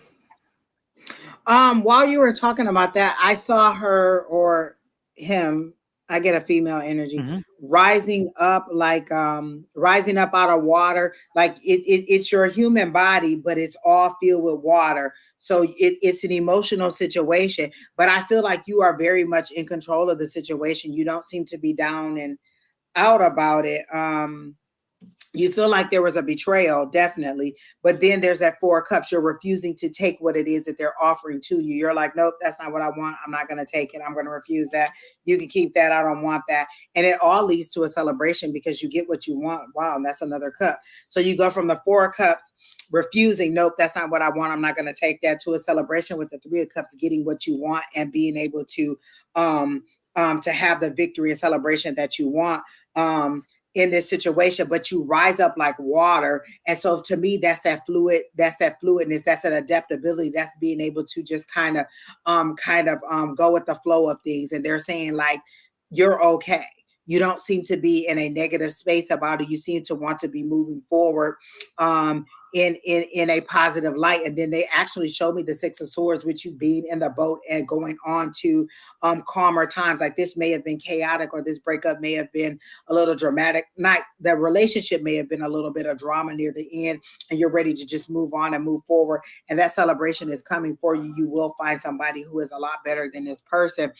They're saying concentrate on your finances. Like, they're saying you're missing opportunities for money, because they're showing me money on the floor and you're just walking over the pentacles and the coins. Like, the money's already dropped from the sky. You missed that opportunity. Now it's just laying on the ground and you're walking over, you're stepping over opportunities and ways to make money. So they want you to focus more on your finances and ways that you can bring in money, or opportunities that have been presented to you that you may not have accepted because you were intertwined or in this entanglement with this relationship. So they're saying you're missing opportunities, but they're still laying there for you to pick up and to recognize, and they're right at your feet. Like, these aren't things that are like, oh, I have to figure out what to do. They're literally right there at your feet. The money is laying at your feet, waiting on you to pick it up or to recognize that it's there. So you may need to connect with your higher power and be like, okay, what is my next step? What is it that I'm missing? What opportunity came to me that that I didn't take? Did you have an opportunity to relocate for a job, or to change from a new city or a new state, or to go somewhere else, and you didn't take it? Because they're saying another opportunity is going to come up. Like, maybe that company or whoever it was who offered you that position may come back to you, and they want you to take this opportunity, or they want you to see these opportunities and take them. So something that you missed is coming back again. But like, I don't feel like it's gone. It's just laying at your feet, and you need to recognize that it's there.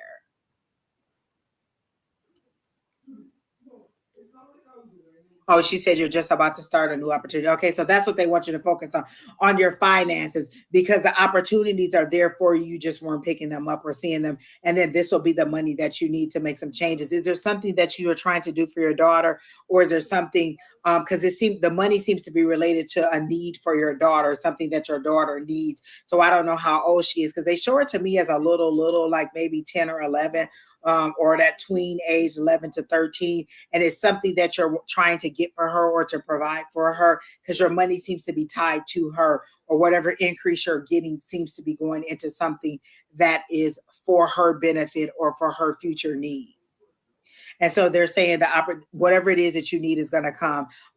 You are making the right decision on this relationship. Move forward with it, and the money will come. Oh, for her college. Okay, that's what I see. Like it's really tied to her. They're really showing that the money's gonna come and you're gonna get it. She really seems to be a little smart girl, and I actually hear a scholarship, and I saw a light bulb over her head. So she seems to be pretty smart, and she will just keep funneling her into that way that you're doing it with her intellect. That's the word that they're giving me is intellect, and allow her to explore like whatever opportunities come up for her. They want you seem to be like a kind of a helicopter mom a little bit, and they want you to loosen the reins just a little bit and allow her to explore a little bit more. And then this money will allow you the options to provide for her to do other things that'll enhance her intellect or her future aspirations. But you're going to get the money that you want. Just focus on your finances right now. So that's what I got for you. Exactly. Well, I think we are pretty much done. But before we go, I'm going to show a commercial this weekend. If you are in the Phoenix area and you want to be a vendor or an attendee of the Sonoran Spiritual and Wellness Market, which will be running Saturday and Sunday, please reach out to sonoranmarket.com and you can apply there or buy tickets in advance. It's going to be in Peoria, Arizona, which is in the valley here. So again, please come and visit us. We're 10 to 5 Saturday and Sunday over in Peoria.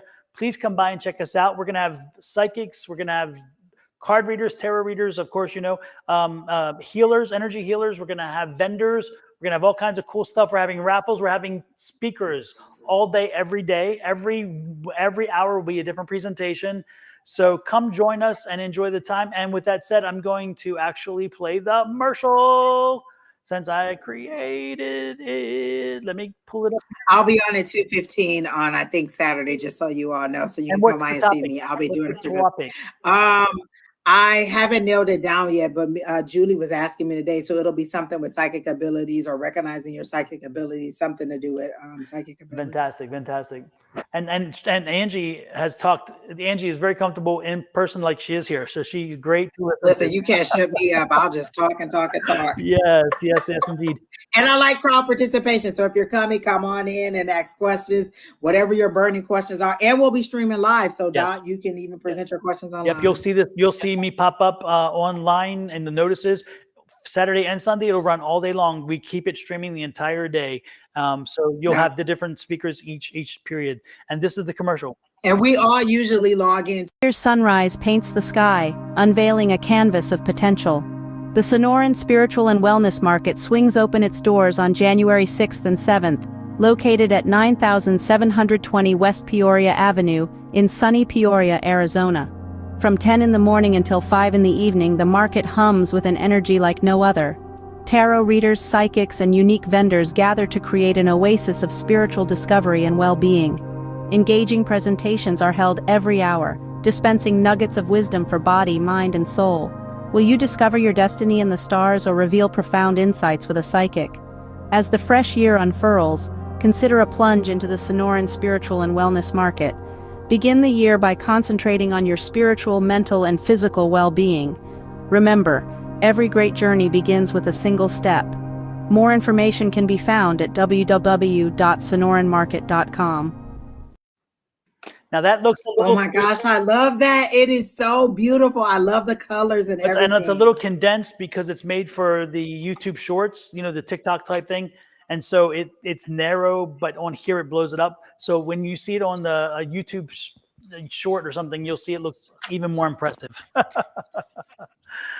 So. Right quick before we go, Summer Dawson asked for a message. And when I read that, I heard, keep your nose clean. There's a situation that's about to happen at work. Or somewhere. No, it seems to be work because I heard career. There's a situation that they do not want you to jump into it and get your nose in it or step into it or communicate or be a part of it at all. Do not jump into this situation and put your 2 cents in it. Just let it unfold however it happens. You do not have to jump in it. You do not have to contribute. You do not have to say anything because there is a new opportunity. There is good news coming your way and you just need to stay focused on what is for you. So do not get into this situation situation that's happening at work or this, whatever the situation is, don't put your nose in there. Say, keep your nose clean, because there's an opportunity that is going to come up for you. This judgment is you being called to receive. This is good news. This is a page of pentacles. This is good news about money or business or something that is coming your way. So do not get wrapped up in whatever that situation is that happened at work. If it's your coworker, your friend, or whatever, you have nothing to say about it. You know nothing that's going on. Do not jump into it like you're at all. That happened to me at work just recently. Literally, this guy, I was at my second job, and this guy was about to go home. They had literally just made an announcement. If you're going to leave early, come and tell management that you're leaving so we'll know. He decided he wanted to leave without telling anybody. And he was like, Angie, if they just tell them I left. That's not my job to tell them that you left. And so he kept saying, Angie, go and tell them that I told you. They wrote me up because they said I didn't tell anybody. I said, I'm not a manager. You weren't supposed to tell me. You were supposed to tell a manager. So I went to the manager and I was like, well, he did tell me, but what good is that going to do? I'm not a manager. He said, right, you're not management. And he should have come and told us. Thank you for letting us know. But that there's nothing that you can do. He knew what the consequences was. And so what they're telling me is to tell you, do not jump into this situation. Do not get your nose dirty in this situation. Stay focused. Your opportunity is coming, and you don't want to be caught up in this mess and be one of the people and have it to ruin your opportunity. Like, they're showing me that if you jump in it, your opportunity is going to go away. If you stay focused, everything will happen the way it's supposed to. So allow whatever is supposed to come to you to come for you, but do not get caught up in whatever mess is going on at work. So that's what I have for you, Summer Dawson. I hope that helps. Super, super, super. Well, with that said, then this is the poster that I told you it looks better when it's in thing. You can see it. Watch. Oh yeah, I posted that everywhere. Yeah. I love it. It's so nice. Yeah, that's you in that commercial, because it's cut off. All you see is the center of that, but now you can see the whole image. So again, folks, thank you so much for coming in. Happy New Year. Angie, it's been wonderful getting back together with you. It's been a little while. First show of the year. Yes, and I saw you and Sherry on Sunday. You guys were great. I enjoyed it. The energy was... You know what? I felt so disconnected. This felt more aligned. Like I really needed to focus. Like I felt like I was forcing a little bit on Sunday, but it's always fun with Sherry Berry. Absolutely. Oh, she's a sweetheart. We adore Sherry. Oh, Sherry, like that song. All right, everybody, have a great one. We're going to get out of here. I did not move over the exit the video, so you're not getting a special exit video, but we're going to show Angie's video again, her intro video, and that's going to get us out of here. So see y'all later. Thank you much, and blessings. I will be back tomorrow morning with Shauna, and we will be starting again at 8 a.m. our time. Subscribe, people. Just subscribe and you'll know every time we go live. Make sure you're subscribed to all of us. Exactly. Then we'll see you then. Love, peace, and again, prosperous New Year. Oh my God. There you go. How do we say? Listen, we're one mind, Don. We're the same person. Adios.